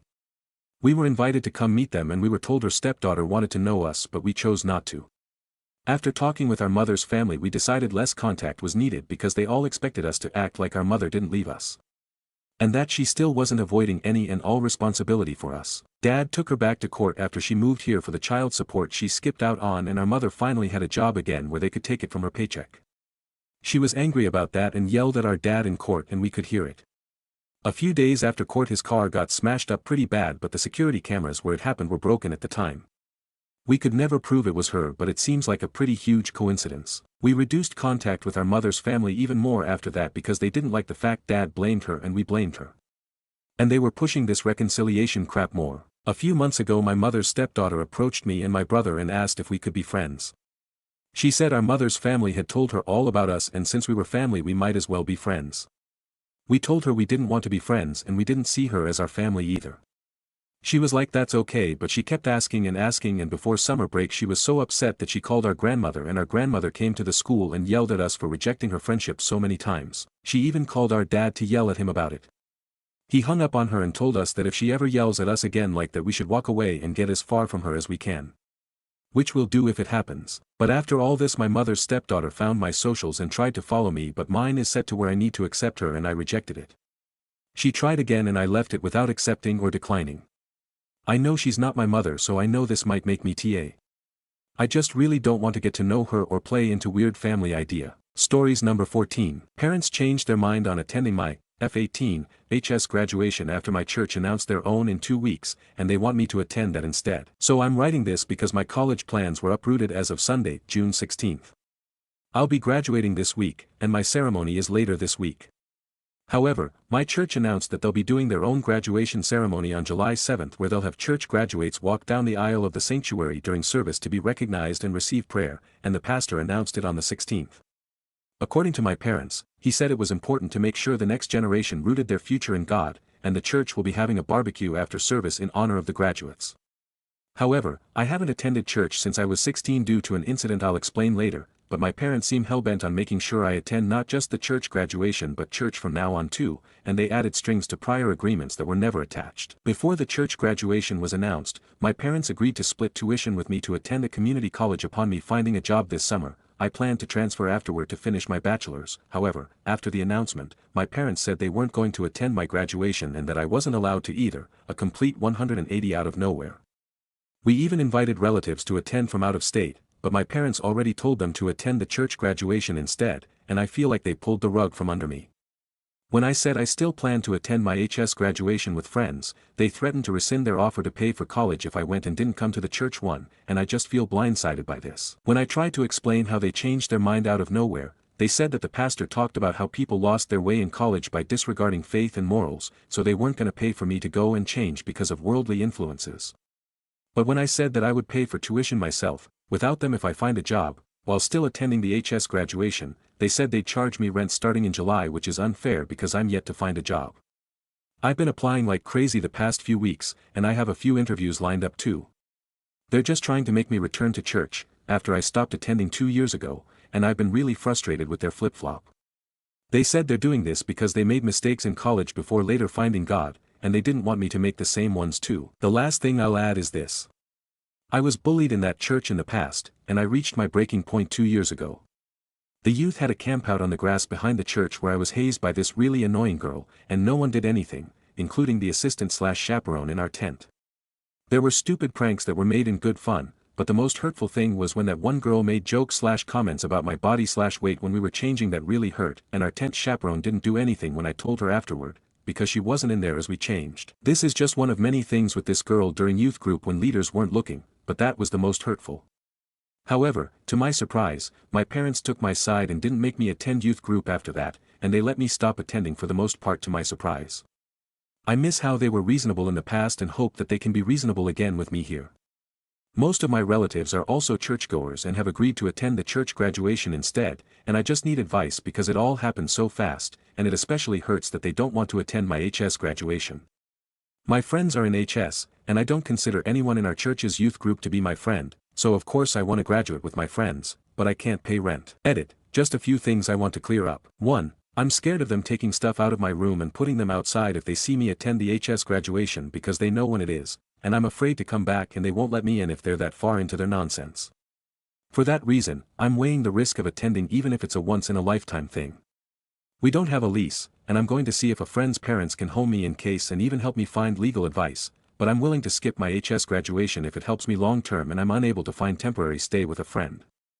I'll also talk to my non-church going relatives because I don't want anyone relaying anything to my parents, and that includes my older sister who's moved out but still attends church and is close with my parents' opinions on religion and politics. 2. The pastor didn't schedule the church graduation on a conflicting day with my, or anyone's, HS graduation.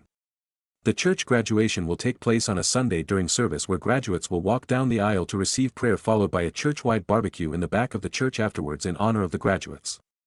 My parents made the BS of forcing me to only attend the church graduation instead of my HS1, the pastor never said that. Comments from the first post. Commenter 1. The pastor talked about how people lost their way in college by disregarding faith and morals. It doesn't just happen in college, the bully in the youth group is a perfect example.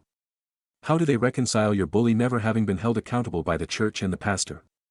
It's weird the pastor wouldn't even consider when the HS graduation is. Did he say no one should go to the HS graduation and only come to the church one? Isn't there also something about integrity and upholding promises that is rooted in faith and morals?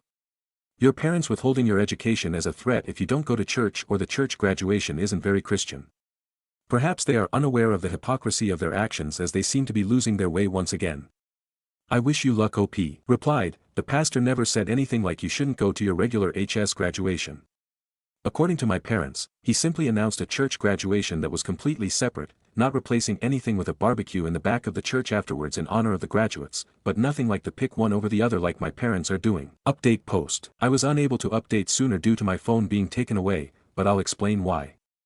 A few people suggested reaching out to some non-religious relatives to see if they could help or even provide shelter if they tried to throw me out, and I decided on my aunt after having no success with friends. I told some friends first about everything my parents threatened. But long story short, they talked to their parents who were unable to take me in, and they said it was last minute or mostly busy with their own things/graduations too. I then tried my aunt and told her everything too, and she said I could stay with her soon, but not in time for my HS graduation because it was really short notice. She said I could at some point this summer, and she wasn't initially coming to my graduation because she lives on the other side of the country. But she said she would try to talk some sense into my parents, and that led to my phone being removed. My parents didn't like that I told her because it was none of her business according to them. I don't know what was said on the call, and they threatened to turn off my phone plan unless I gave them my phone, and I caved when they were yelling at me and gave it to them, along with my laptop they wanted too, because they threatened to kick me out sooner than July 4, talking about them to my aunt, because she could tell others. They also said that they'd put my stuff outside while I was at the HS graduation if I attended. So they would kick me out that night instead of their original threat to start charge me rent in July. So for those reasons, plus another I'll say in a moment, I decided not to attend my HS graduation because I wouldn't be able to enjoy it. I was already having anxiety about what they'd do to my stuff while there, and I didn't want to be homeless when I returned. I also had a loss of motivation to do other things leading up to it, hobbies like sports, hanging out, or even watching TV.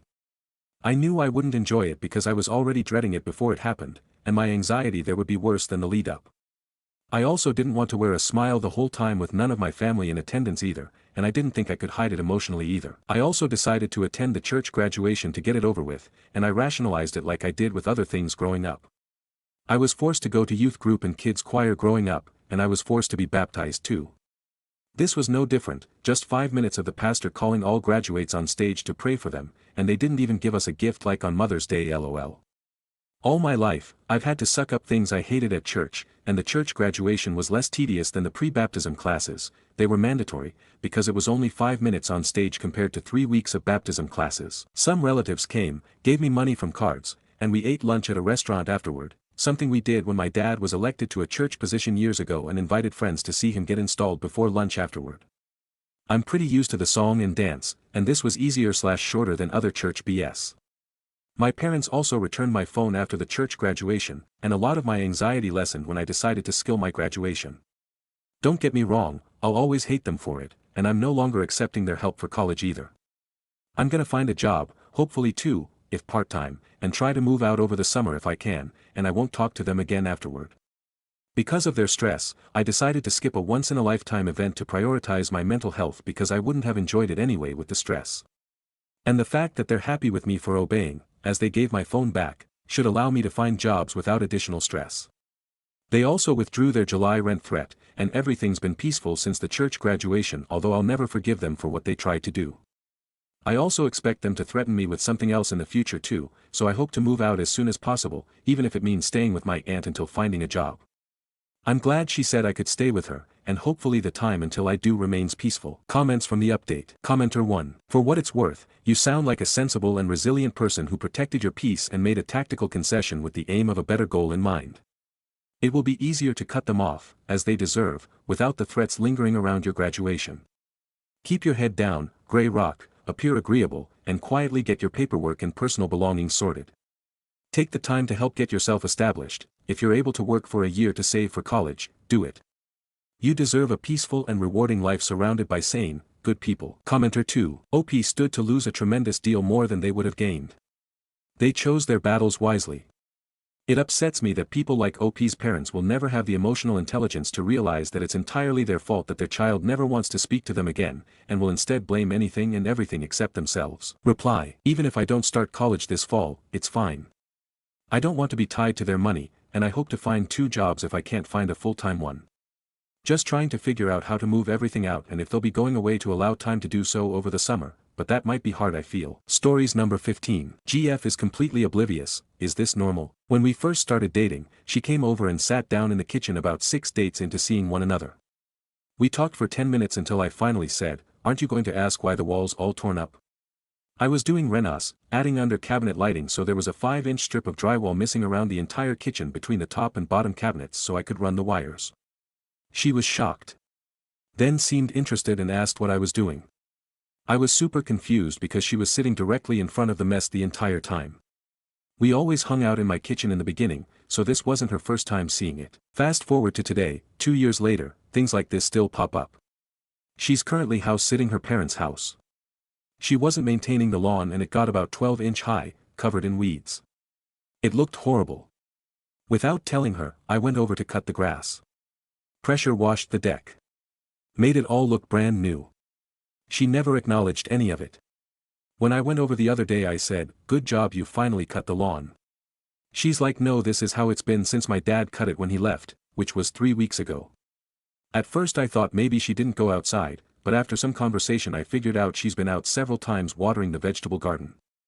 I still haven't told her I've been the one taking care of the house for the past 2 weeks. I could go on with other minor examples. Crumbs being left everywhere in the house that she doesn't notice and steps all over. Forgetting to flush the toilet, leaving lights on, etc. She's pretty bright in some ways, graduated university, good with finances, but in other ways it just really confuses me. Is this normal? I'm a very observant person. If something is out of place or different I tend to notice it right away. So this is all very strange to me. Is something wrong? Or are some people this oblivious? Stories number 16. Aita for telling my dad's wife I will never consider naming my child after her recently deceased mother. I'm currently 29 weeks pregnant with a girl.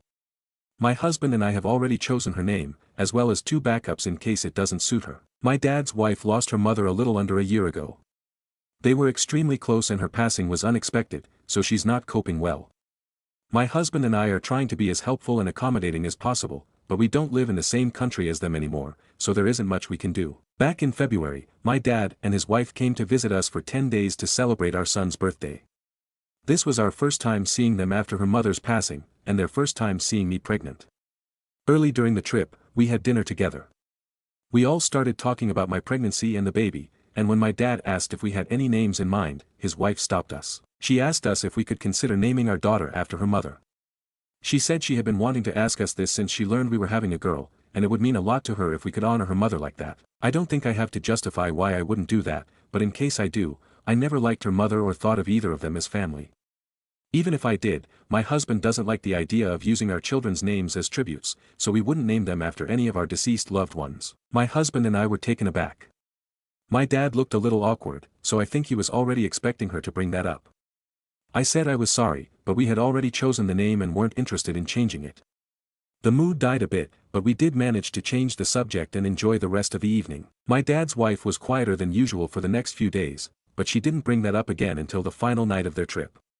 Everyone was at our place. She pulled me aside and, once again, expressed how perfect it would be for us to keep her mother's memory alive by naming a child after her. She started talking about how much she would have loved it, and how a beautiful name such as hers shouldn't go to waste. I interrupted her and said there is zero chance we would ever consider naming our child after her mother. I told her it would never be up for discussion, and for her own sake, she needs to accept that and stop bringing it up. I was admittedly harsher than I'd intended, but I'm not sure she would have gotten the message otherwise. She barely spoke to me and my husband until she and my dad flew home the next day. My dad and I have been talking about this. He agrees with our refusal. He didn't really like his mother-in-law either, though he never admitted it, but thinks I shouldn't have turned his wife down like that. He told me she's still dealing with her mother's passing, and I should have been more sympathetic. He's insistent she wouldn't mind our daughter's name if we at least told her we'd consider honoring her mother. I don't think humoring her would have been the best call, but I am worried I was too harsh. Update. Hey guys, I came here for advice a few months ago. I gave birth to a healthy baby girl back in May. She's now a month old and thriving. We're all in love with her. My husband and I decided to go with our first choice for her name. Truth be told, the backups didn't stand a chance, and it suits her perfectly. My dad stopped bringing up the subject of how I'd talked to his wife a few weeks after my first post. The last thing he said about this essentially boiled down to, be nice to my wife, but for the love of God don't name my granddaughter after my mother-in-law. He wanted to visit us this month to meet the baby, but I told him to wait a while longer. The house is a mess and we're still getting used to having 2 kids. His wife has been very detached from anything that concerns my daughter. She spent the weeks leading up to my baby's birth radio silent. She usually lives on her phone and texts frequently, so I figured she was still upset. Both my and my husband's families like our daughter's name. My dad in particular complimented it a lot. His wife did not react to it. My aunt visited them recently, and she later told me that while my dad would show her pictures and videos of my daughter, his wife avoided the topic entirely, and was cold whenever someone tried to get her to engage. To be clear, none of that ever bothered me. But this behavior was very out of character for her. When I was pregnant with my son, she created a group chat with my whole paternal family, and her mother, to start a countdown for his birth. She was my only acquaintance who protested when I said I didn't want pictures of my child posted online. About a week ago, my dad's wife called me. She reiterated that she felt I wasn't being very understanding of what she's going through, but apologized for how cold she's been lately. During the call, she explained that losing her mother had made her regret her decision not to have kids. Her mother had always wanted to be a grandmother, and she wishes she could have given her the opportunity to experience that. She took her mother's passing very hard, and it made her reflect about various things she wishes she'd done differently, but the news of my second pregnancy intensified that regret in particular. My dad's wife said that she'll always wish I'd named my daughter after her mother, but still accepts the name I chose. She also told me she'll start seeing a therapist soon. I was mostly quiet during the call, because frankly, I didn't know how to react. Having since had time to think about what she said, I'm a little freaked out. It's still hard to explain how I feel, and this isn't even close to my top concern right now, but I didn't see this coming. I almost feel bad admitting this, but I'm very glad we're in different hemispheres. I can't imagine what she's going through, and I wish her nothing but the best, but I don't think being close to my family right now would be good for either of us. Thinking back to how I handled things when she first asked us to use her mother's name, I'm pretty sure I made the right call. I sincerely wish I'd been more polite, but humoring her would have probably led to a much bigger headache. I'm not sure when we'll see her again, but it won't be until next year. My dad will come visit us in October, but she won't come with him. When she does meet my daughter, I hope she's doing better. Right now, I'll focus on my children. Postpartum sucks, and my husband and I are still getting adjusted to being a family of 4, but we love both our kids so much. I don't know how I got so lucky. I almost definitely won't post again. I am very tired and very busy, and I don't expect that to change anytime soon. Thank you. Edit. To those asking, I'm freaked out because I wasn't expecting her reasoning to be that she regretted not giving her mother grandchildren, as I stated in this post. I sympathize with her grief and I'm glad she's decided to get help. Stories number 17. My 25F, best friend, 25F, knew my husband was cheating on me and didn't tell me. Saying she didn't want to hurt me, so, like the title said, I very unfortunately found out about a month and a half ago my husband, 28M, cheated on me. I know for a fact about 3 times, but I have to assume there was more. It was all with the same woman, I think she's 31 or 32 and they work together. She was a guest at our wedding. He cheated on me while I was doing IVF. I had 3 miscarriages, 1 before and 2 right after we were married. And my point in including that is I literally cried and cried to my best friend. She encouraged me to keep going and have faith. And aside from the fact she saw how much I was struggling, and crying to her because I knew how badly he wanted to be a dad.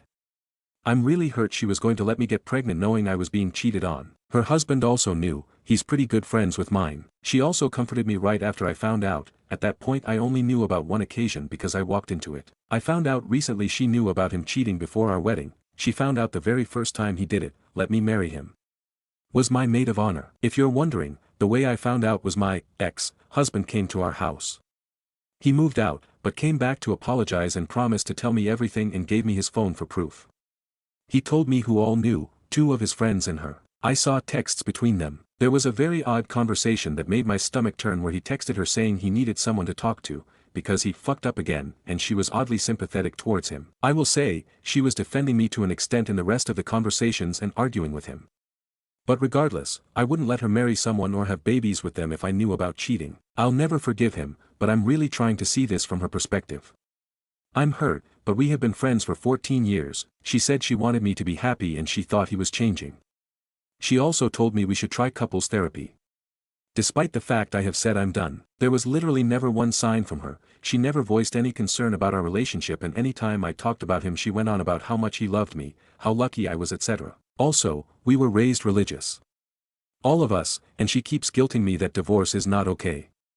Yet wants me to forgive cheating. Stories number 18. Aita, for how I reacted when my niece announced she was engaged. I, 33M, have a pretty big age difference with my brother, 44M. He had a child at 25, which means that I became an uncle at 14. Because we were pretty close in age, I formed a special bond with my niece, Ella, now 18F. When she was 16, my brother and his family moved away, so I've been seeing them less recently, but we keep in touch and catch up at family events. Last year, at Christmas, my niece told me that she had a boyfriend and told me a bit about him, but I didn't know the guy. He was invited for Easter and a couple of other events, but was never able to make it. When we were planning our mother's birthday, my brother decided to invite Ella's boyfriend so that we could all meet him. Yesterday was the birthday. I was looking forward to meeting Mark, Ella's boyfriend, but was very confused when I saw her walk in with a man that looked double her age. Spoiler alert, he is.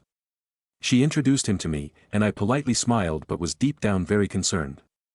I went to my brother to ask how old Mark was, and he told me that Mark is 36, so literally double Ella's age. She had told me that he was a bit older, but I assumed like early to mid-20s, not almost 40. That's when they called us in the living room to share exciting news. Ella showed us a ring and revealed that they were engaged. I just said, "What the fuck?" and everyone turned around and looked at me like I was crazy. I told them that they were out of their minds if they thought this was normal, that there was no world in which a 30-something should date an 18 years old, and that she shouldn't be getting married. All of them accused me of ruining Ella's happiness. Some even said that I was jealous of Mark, which is so fucking disgusting I can't even explain it. I mean, I'm younger than Mark, but never in a million years would I ever consider dating someone younger than 25. They told me that it was perfectly legal as they were both adults, which isn't true because they've been dating for a year and Ella turned 18 7 months ago, and that if they were happy that's all that matters. I told them that they were sick for allowing this and that he was a predator, but they wouldn't listen. I know this isn't my business, but I can't help but fear for Ella. She is young and doesn't really know what she's getting into. I'm really scared of her getting married and being unable to leave him when she realizes how sick it was. I then left and slammed the door, and have been receiving pretty wild messages and calls since then. I don't know if I was wrong for this and am just overreacting, and if I wasn't wrong I don't know what I can do to make them realize how wrong it is. Aita. Relevant comments. Does OOP and his family know anything about the BF's background? Reply. I quickly went over his Facebook account, so it's not really verified info, but I saw pictures of him with his ex, I think, and she looked 20 to 24 maybe. It's still better, but if the guy has a thing for younger girls that's even more wrong. And it seems like he was still with his ex when he started dating my niece, so even weirder. How did OOP's niece meet the BF? Reply. Through sports apparently. My niece does tennis and so does he, in the same club, and they met during a tournament. At least that's what she told me the first time she told me she had a boyfriend. Was the BF Ella's coach when they met? Reply. No, I don't think so. From what I understood, Ella was in a tournament in her club and she played against adults. She played against Mark, and after he came to talk to her, so they talked, and that was basically it. Update 1. If you didn't see my previous post, here's a TLDR. My niece is 18 and getting married with a man who's 36. They started dating when she was 17. When she announced she was engaged I said that it was wrong that he was so much older than her, but everyone else found it okay. So I've taken the past 24h to really reflect on all of this. I tried to take in most of the advice in the comments, and here's what I have decided. I don't think that me telling her and everyone that the relationship is weird was wrong. I do however think that I did it wrong and it was pretty harsh because it was in the heat of the moment. But I still find this very creepy and don't think she should get married. What I've decided to do is apologize to her. I sent her a text saying I was sorry for my outburst and that I should have thought it through beforehand. I told her that I never wanted to make her feel like I didn't want her to be happy, and that I loved her very much and had her best interests in mind. Ask her if we could talk about this. I asked if she would be okay and free to hang out and maybe get coffee this week to talk about all of this with a clear head. I really want to try and get her to see why it's weird and that maybe marrying him is not a great choice. Explain myself to my brother. I sent him a text saying that I was sorry for the way I said it, but that I still thought that it needed to be said.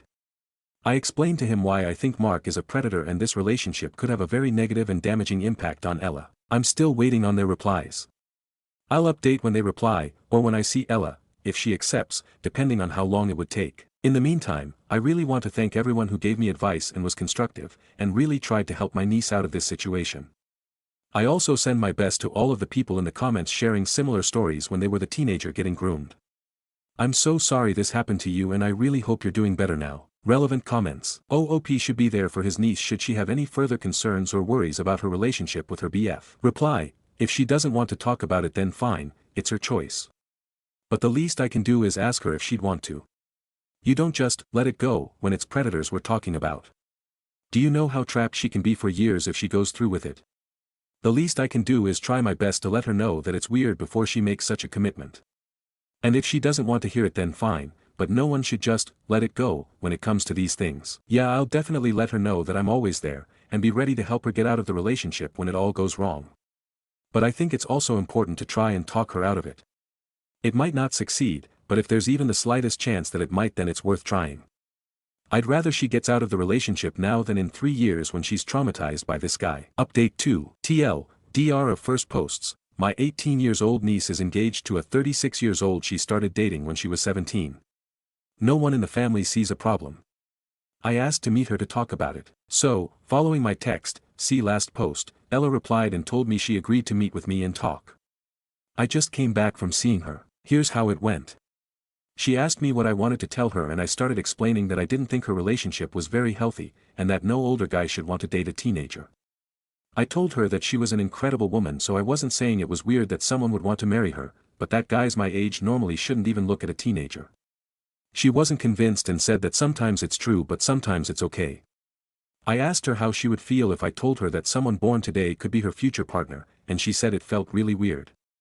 I also asked her if she would consider dating someone younger than 15, and she said no. I could see her starting to realize that Mark maybe didn't have the best intentions. I also asked her if she knew about his previous relationship, and she said vaguely, and just told me the girl's name. I asked her if she knew how old the girl was and she said she was 21. I also asked her if she knew that their relationships overlapped and she said that Mark always told her he was single since they met, but she kind of felt like that wasn't true. I told her that since his previous girlfriend was also significantly younger it seemed like he had a thing for younger girls, which is kind of weird. After discussing that, she told me a bit more about her relationship. She told me she was starting to feel weird about it because of Mark's recent behavior. I asked what she meant and she said that he had been flirting with a lot of girls, who were all also younger, including some of Ella's friends. When she confronted him he sort of gaslit her into thinking it wasn't flirting. He was also making a lot of comments about having children with Ella and how cute it would be to see her raise them. She told me she was absolutely not ready for that and also wanted to go to college and work and not be a som. Because of all of that she was doubting her relationship and I told her that I understood. She said she was scared of breaking up with him because he had become her whole life recently and she didn't know what she would do without him. I told her that she was surrounded by people who loved her and would be there for her, and that she was a lot more than just Mark's girlfriend. I said that she knew my opinion on it, but that ultimately the choice was hers, and that I just wanted her to be happy. I also said I would be there for her no matter what. She told me that she will try to break up with him this week, and she'll let me know how it goes. I'll edit this post if I have more info. Also, again, thank you to everyone who gave advice and tried to help us. I really appreciate it. Edit. Okay, so I just want to say, some people in the comments seem to think that this is fake, and you know what, I can understand. And I don't really care. I'm not asking you to believe that my life is real or fake, and it's great that you don't just believe everything you see online. But I just want to say this, there are hundreds of people on here or elsewhere that share similar stories. I'm not really affected by people thinking I'm lying, mainly because I'm not the one in that situation. But some people might be. Some people come on here to share something that might have traumatized them, and the last thing they want is for others to think they're lying. So if you don't want to believe me, that's fine, but the next time keep that to yourself. It's fine to not believe something, but you don't have to say it, because it might make other people feel really bad. Relevant comments. OOP clarifies details regarding the BF's previous relationship prior to current one with Ella. Reply, to explain this in more details. I went through the guy's socials with my friends a few days ago because we thought there might be other weird things going on, and we ended up finding info about his previous relationship, the one right before Ella. So Ella told me at Christmas, so December 24th, that they had been dating for a few months, but when we searched his Facebook we saw a post wishing happy birthday to a girl who he called his baby on December 12th. And this girl appeared in other posts where they were kissing or he was calling her pet names, so we assumed she was his GF. Which Ella confirmed afterwards. And this girl also looked very young. He at one point wrote something about her and said, as soon as you're done with college, so we knew she was in college. And she looked between 20 and 25. And Ella then confirmed that she was 21. But yeah, basically it seemed like he was still with his ex while dating Ella, so I asked her if she knew about that. OOP should be prepared to support his niece if she chooses to break up with her BF and distance himself from the family if they are blaming OOP for Ella's breaks up. Reply, yeah, I'm pretty sure if she ends up breaking up with him, which I hope, her dad will blame me for it. Which is the last thing she'll need if she manages to get out of that relationship. I will gladly take the blame, but I'm just scared she'll feel guilty about it and blame herself if she sees that her dad is mad at me. She's a very empathetic kid, which is a really great quality, but sometimes she hurts herself because of it. Update 3. I know it's been a while since I posted the last update and a lot of people have been requesting updates on the whole situation, but until now I hadn't really received any news. So please forgive me if this update took a while to come. Since my conversation with Ella, I would check in on her once or twice a week and ask how things were, and she'd always tell me pretty much the same as what she told me a month ago. Basically, there were many red flags and she was getting more and more uncomfortable in her relationship, but she also didn't know how to break up with him. I tried to give her some advice but eventually told her that I thought she should do it when she felt comfortable. Yesterday I called her to know what she had planned on Christmas and if she'd be coming to the Christmas dinner that I was hosting, and if Mark would be coming. That's when she told me that she had broken up with him the evening before. She was pretty shaken up, so I didn't ask for too much detail and asked if she wanted to come to my house for a while. She said that Mark had left to stay with his family when she told him, so she was okay staying home. This is maybe not a very detailed update, but here's what I know. She told me that he had been getting angry at her all week for small things. And then they were talking about Christmas and he insisted that they shouldn't go with Ella's family and instead spend a week with his family because they see them less often, they live out of state. And after that he made a comment about how he hoped that the next year as a present they could give his mother a grandchild, and Ella said that's what really made her break up with him. And she also told me that she would be coming alone for Christmas. I don't know what she told him or how he reacted, and maybe she'll tell me more in a while when she feels better, and if not I won't ask her to. If I get more information I'll edit this post, but for now that's it. Again, thank you to anyone who gave advice and tried to help with this situation. Top comments. Commenter 1, oh thank God Ella figured out he was not the one. Commenter 2, thank God for Ella. You are an amazing person and a wonderful uncle. She is incredibly lucky to have you in her life. Commenter 3, thank goodness Ella has you, your words may have spared her quite a bit of pain. I am happy she's broken up with him, hopefully he doesn't weasel his way back into her home. Final update. I know it has been months since my last update, and to be honest I logged off Reddit and completely forgot about it. My niece and I were just reminiscing about everything that happened and I decided to show her the posts I had made back then and the comments. She read a lot of it and wanted me to thank all of the people that were kind and gave advice or tried to help her. She also told me to tell all the people who shared similar stories how sorry she was that it happened to them. Some people were also asking for updates, so we wanted to let you know what the situation was. Since she broke up with him, Mark has tried to come back multiple times, apologizing for the things he said and trying everything to win her back. He was very insistent but she never took him back and I'm really proud of her for that.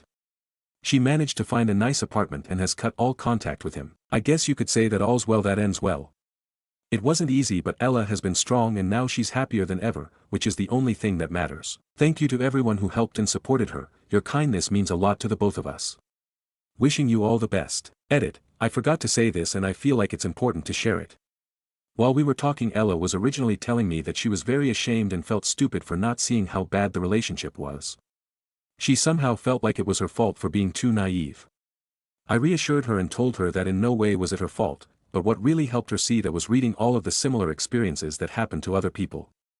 Maybe it seems stupid, but she realized that it wasn't any of those people's fault, so it wasn't hers either, and she wasn't the one who should be ashamed. All of this to say, this is the very reason why I think it's so important to talk about those things. Just knowing that you're not alone, that it happened to others can really help. To anyone out there that went or is going through something similar, you are not alone. Relevant comments. Commenter 1, good to hear. Did anything happen with your bro or family, i.e. they apologized or agreed with you? OOP, they didn't apologize directly, but they had a big conversation with Ella and she told them about all of the things she realized were really weird and disturbing in the relationship, so I guess it opened their eyes and they now agree that it was not really a normal relationship. Everything is good with them now. Commenter 2, all's well that ends well. You're a great uncle to have stood by Ella, otherwise situations like these doesn't end up too well and there are way too many examples on Reddit itself. Wishing you a good life ahead. Stories number 19. AIO for telling my mom she can't wear white to my wedding just because she likes how it looks. I, 27F, am getting married in November. My fiancé and I are doing a small garden wedding, and the dress code is semi-formal. Last weekend, my mom came to my final dress fitting and, afterward, casually mentioned she'd already picked out her outfit. I asked what color it was and she said, it's white, but it's more of a winter white. Don't worry, I won't upstage you. I kind of blinked at her and asked, wait, you're wearing white to my wedding? She said yes, and that she looks best in white and it's not like anyone would confuse her for the bride. I asked her to please pick another color, anything else, and she got defensive, saying I was being controlling and making everything about me. I told her weddings usually are about the couple and it's generally considered rude to wear white unless it's been approved. She scoffed and said I clearly have some insecurity issues if a dress threatens me. I told her she was welcome not to come if the color of her outfit mattered more than my comfort on the biggest day of my life. Now my dad is calling me dramatic and my mom is threatening not to come. My aunt, her sister, agrees with me, but says I should just let it go, for peace. Am I overreacting for drawing the line over this? Stories number 20. AITA for only buying food for myself. I, 19F, have been home from college for about a month now. I live at home with my mom, her boyfriend, my two younger sisters, both 15F, and her boyfriend's two sons, 13M and 12M. I didn't even know his kids were living here permanently until I got back for summer break. I don't have a problem with them personally, we barely speak. The only thing is food in this house disappears constantly. It's not that my mom and her boyfriend don't buy groceries. They do. But no matter how much food is in the house, it's gone in a day or two. My younger sister and stepbrothers, I guess, eat all the time. They'll eat a full breakfast, lunch, and dinner and then still go downstairs constantly throughout the day and night making snacks, extra meals, or just raiding the fridge. Like, I'm not exaggerating, sometimes they make 10 different things between meals. Even with leftovers, I'll come home and there's nothing left. I've asked my mom about it, and she'll say she told them to save me some, but they never do. It's happened so many times that I just gave up. I started putting food aside before I leave the house, but even then, someone would eat it. So now I've started just door-dashing my own food or cooking my own food and keeping it in my mini fridge from college. I stock it with groceries I buy with my own money and just cook for myself when I need to eat. I don't touch the shared food anymore, and I don't ask anyone to share mine. When my mom and her boyfriend are at work, and the fridge is empty and my siblings are hungry because they ate all the food in 2 days, I don't bat an eye because it's not my fault or responsibility. The other day, my mom made a comment about how I only think about myself and I should think about the house as a whole. My sisters are playing a part in this, but majority of it is on her boyfriend's kids. Before I left for college and they didn't live here, food would last. I told that to my mom and she's like, they're still growing and you're just being dramatic because you don't like them living here. That's not the case at all. I get that maybe I'm wrong for door dashing or cooking food while they're hungry, but I'm also tired of being hungry and stressed in my own home. They don't think about me while they're eating my leftovers. Stories number 21. AITA for not congratulating my friend on publishing a book. So a friend of mine recently self-published a children's book on Amazon.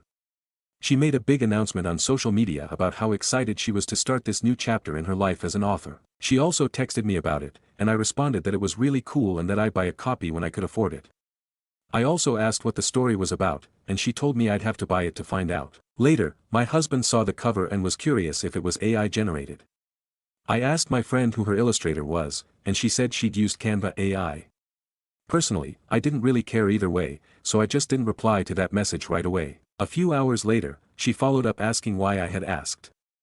I wasn't on my phone, so I didn't see it right away. When I didn't respond again, she sent another message basically saying, "Are you going to reply or not?" I told her I was just curious. I didn't want to mention that someone else thought it looked like AI, since I felt that would come across as rude. She then sent a long message along the lines of, "I already have one friend criticizing my book, and then there's you, no congratulations, just asking about the artwork as if you're trying to find something negative. So why don't you be honest about why you're asking?" I replied, "Please calm down. I can't afford to buy your book right now."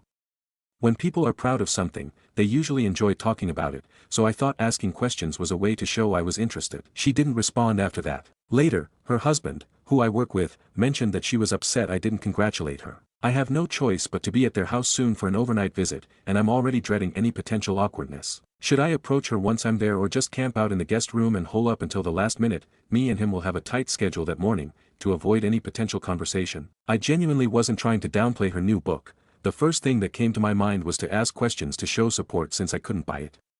But now I'm wondering if I was unintentionally dismissive. ETA, I hope I didn't unintentionally mislead, but when I looked back at our texts, I didn't use the word cool. I said the story sounded funny. She marketed it as a hilarious story to read at bedtime and the title has shock value, and maybe that makes it better or worse.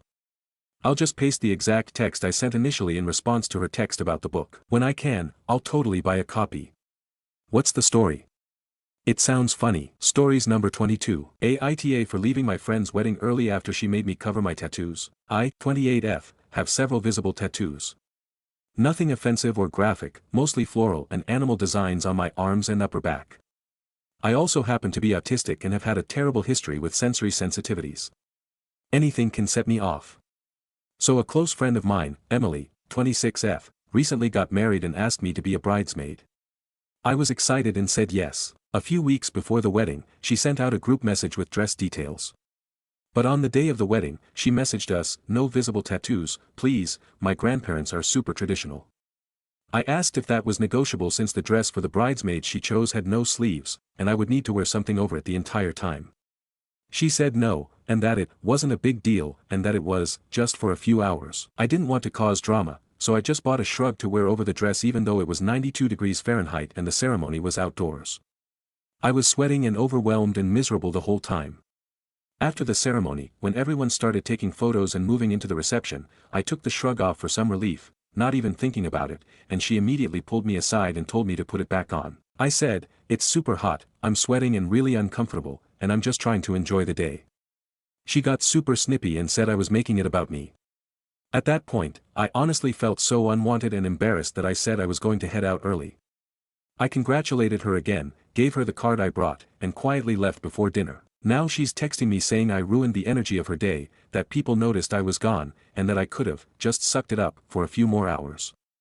Some of our mutual friends are saying I overreacted. Aita for leaving early instead of just covering up my tattoos. Stories number 23. Aita for not wanting a relationship with my stepmom and stepsister after my dad died. My parents got a divorce when I was 6 and I haven't seen my mom since cause she was abusive. My dad remarried when I was 8. My stepmom wasn't abusive but we never clicked. She tried to be my new mom right off the bat and I found it weird and she didn't like how I wasn't open to the idea right away. She also had a daughter who's 1 year younger than me. We didn't hit it off either. Don't get me wrong, she's a totally fine person, but as kids she was the typical brat, so I guess it made it hard for us to really bond as kids, I guess. Once I hit my teens I had a rough patch of being rebellious and overall not a good person. My dad gave me space like I needed but my stepmom didn't see it that way and we fought a lot cause of it. My stepsister was alright during teen years, she got the more quiet and keep to yourself so we didn't have really any conflict. But me and my stepmom didn't hit it off and once I turned 18 I moved out first chance I got. I am now 24 and my dad sadly passed away with cancer. Though I didn't get along with my stepmom I never stopped loving my dad and we texted daily when I moved out. It was rough on me and I do appreciate my stepmom helping me with the funeral, but that was a couple months ago and I haven't really talked to her since. My stepsister has invited me over for Christmas, and honestly I don't know if I want to go. Not cause I don't like them but because it's the same house that we grew up in and it will remind me too much of my dad and I'm still grieving. I know my stepsister and stepmom are too, but fuck, it sucks cause I just want to be left alone for some time to process cause it was only 3 months ago. Aita if I don't show up to Christmas Day at my stepmom's place. Ignore title asked wrong question. Sum of comments. Top comment, NAH it was nice of them to include you but you by all means don't have to accept their offer. I'm sorry for your loss. If you need an excuse and want to potentially keep the door open in case you change your mind in the future, you can say you're still grieving and would rather be alone. Reply, I'll say that, IDK what I want yet, I could one day feel like I miss and want them but not right now. My dad's sister, my aunt, has been a great mother figure to me once my bio mom left me and my dad, so I call her my deaf immediate family. Commenter, you are nta if you choose to cut them out. But people change and somewhere along the road you will probably regret such a hard decision. Why even cutting them out? They are a living bridge to your late dad, he loved them and he not only lives in your heart, but there's also. I probably asked the wrong question, I won't cut them out, I was just wondering if I'd be TA for not showing up. I won't lie, I'm still grieving and kinda want to spend it with my aunt, my dad's sister, cause she's been a mother figure ever since my actual mom left me. To another commenter, I worded this wrong, should have said it more as me not going to them this holiday. I appreciate what they've done for me and cutting them out isn't really something I want to do. Commenter, what do you have to lose? My opinion is just go for it. By reaching out to you it probably means she likes you at least a little bit and obviously cares for your well-being if she wants to put food in your belly. Reply, I like your style lol, you'll try and go and see what happens. There is no ill will for either and I do respect my stepsister a bit cause she had to deal with me being a rebellious snot my teen years and she could have hated me for that and she didn't. And sorry about your dad too, I talk to him every day, even if it was like a 5-second good mornings. He tried his damnedest to give me the best cause my mom was abusive as hell and just abandoned me. Commenter, NAH. It's understandable that you don't want to spend the rest of your life trying to force a relationship with people you don't really have a deep connection with. But I do think it's lovely that they helped you with the funeral arrangements and invited you for Christmas, even though they weren't obligated to, so clearly they're not bad people. Perhaps just keep them on your Christmas/birthday card list and check in every now and then. Reply, I like that idea, there is no ill will for either of them but I feel no love for them. Though I do respect my stepsister for what I put her through with the constant fighting and still being at the very least cordial. Commenter, NTA since you have to grieve your own way, but keep in mind that they are grieving too and might want you there to patch things up and have a fresh start. Reply, I know, I want to be there. I know I wasn't an easy teen and I'm forever grateful for my stepmom not hating me for it or my stepsister not resenting me for it. I won't be able to make it this holiday but I want to be there for them cause I really am the only male family figure either of them have now. Title, AITA for not wanting to spend the holidays at my stepmom's place cause my dad just recently died. Christmas is coming up and I had plans to let it pass cause it reminded me of my dad and I didn't want to go through that. My stepsister texted me saying that she and my stepmom want me to be there. I said I may show up, but IDK if I want to. I am still grieving and she still lives in the same house and it's just rough for me cause I don't want to remember him so soon like that. We used to have a beer together and watch football and I haven't done either since he died. I want to be there for my stepsister and stepmom especially since I'm starting to like them both and be grateful but if I can bring myself to be in that house again yet. Sum of comments. Commenter, since you do say that you are starting to like them, maybe you could suggest an alternative, like, I'm not comfortable having Christmas at the house, but can we meet for breakfast Saturday? Reply, I wouldn't mind a breakfast, I just can't be in that damn house yet, I need some time. If they wanted to do a Christmas Eve thing at my house I'd be okay with that. Commenter, I would tell them that. Make clear that it's not that you don't want to see them, but you aren't ready to celebrate Christmas in your dad's home. More than understandable, and I hope they will get it. Reply, I think they will, but I don't want to come across as too needy. I want to try and be better to them cause I wasn't as a teen. OOP adds, I wouldn't mind a Christmas Eve dinner thing at my place or something but I need to grieve still and it's hard. I do consider them family and I'm gonna try harder to stop with the step stuff cause neither have called me step in years. Update post. I decided not to cut my step family out of my life. My second question if I was TA if I go or not and people say it's up to me. So I went to my stepmom's place for Christmas. This was my first time with my stepmom and stepsister without my dad. It was super hard cause I sat in the seat he always sat on and I just broke down crying. I am forever grateful for both my stepsister and stepmom cause we all just had a group hug on her couch while I bawled my eyes out.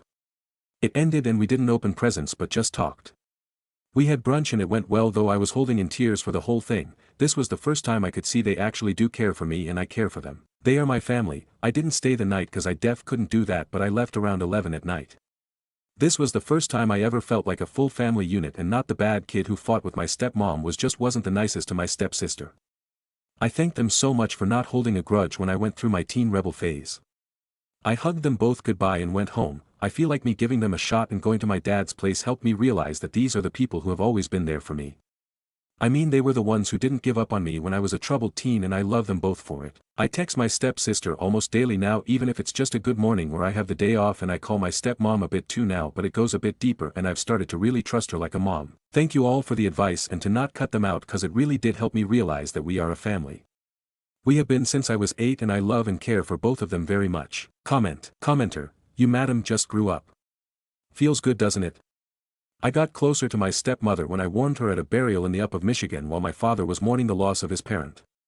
Put the past behind you, you want a good grandmother in your kids' lives when you have kids. Reply, I agree, I was a bad kid/brother growing up and I regret that. I am so glad neither of them held that against me and just saw it as a bratty teen. Once I have kids I think having a good aunt grandma will be awesome for them. Stories number 24. Aita for telling my boyfriend I'll break up with him if he doesn't start wiping his butt. I, 26F, have been dating my boyfriend, 27M, for almost a year. We moved in together 3 months ago, and for the most part, things have been fine. He's funny, smart, we have good chemistry, and we share similar goals for the future. That said, there's been a problem, a really gross, ridiculous problem. When we first moved in, I noticed that he never had toilet paper rolls in his bathroom. We have a 2-bathroom setup and tend to use separate ones most of the time. I figured maybe he used wipes or something else. But then I started noticing smells. Like, awful smells. Sometimes his laundry would stink in a very specific way. I thought maybe it was just bad hygiene in general, so I brought it up. He got really defensive and basically told me to drop it. Eventually, after too many suspiciously stained boxers and just a level of funk no grown man should be walking around with, I asked him point blank, do you wipe after you poop? He shrugged and said, nah, wiping is kinda gay. Why would I touch my own ass? I thought he was joking. I laughed. He didn't. Turns out, he legitimately believes that wiping makes you gay, and that real men just let it fall out and go about their day. I told him that's not only stupid but also incredibly unhygienic, and honestly, it's making me feel physically sick to be near him sometimes. He said I was being judgmental and that I should accept him for who he is. I told him I draw the line at poop. I said if he didn't start wiping and taking basic hygiene seriously, I'd have to reconsider the relationship. He's now sulking and accusing me of being shallow, saying I'm prioritizing societal expectations over true love. He even texted me a link to a men's rights subreddit post about how wiping is emasculating. Now I'm wondering, Aita for threatening to break up with my boyfriend over something as small as wiping. Relevant comments. Commenter 1. NTA, you should absolutely break up with him.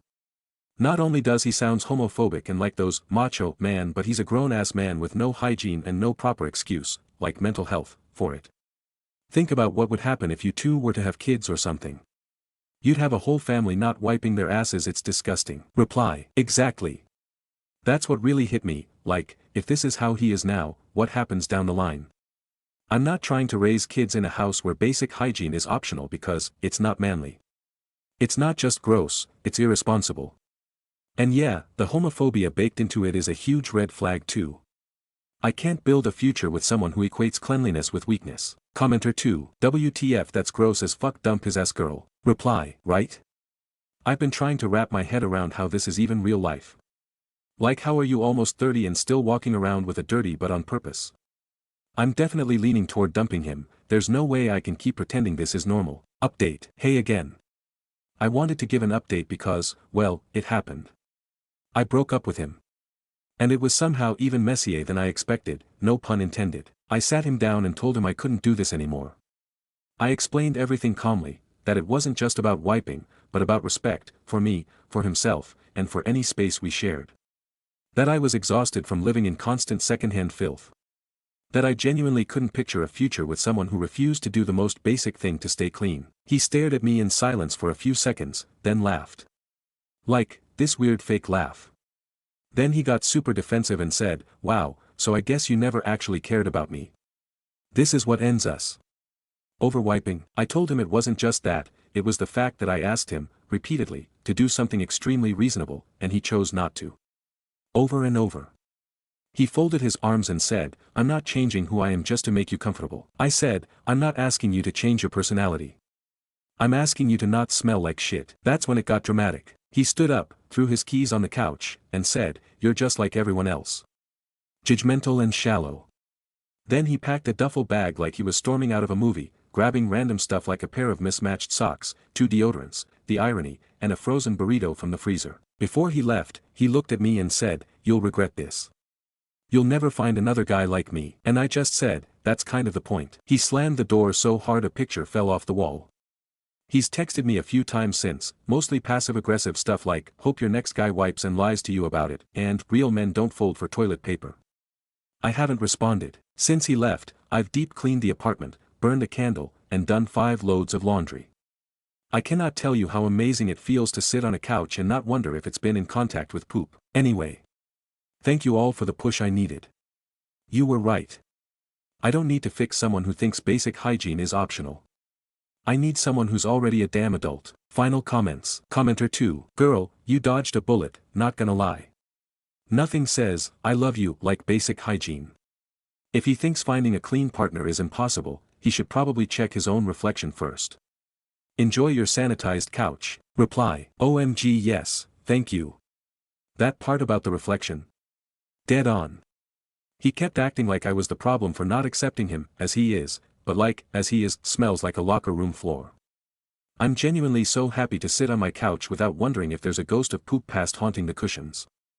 Sanitized and single has never felt so good. Commenter 2. Why is he insisting being a man covered in poop is considered a personality trait that people need to accept? I have poo on myself on purpose and it's unfair people don't accept me as I am. OP, why did you date him? He must have reeked from the beginning. Reply. LMAO, right? At some point he really started acting like wiping was a core identity issue, like I was asking him to change something deep and sacred about himself. No dude, you're not oppressed, you're just dirty. And yeah, I honestly don't know what I was thinking in the beginning. I guess the smell was kinda masked by cologne and short visits, and I wasn't paying close enough attention. Once we moved in together, though. Oh, it hit me like a truck full of spoiled meat.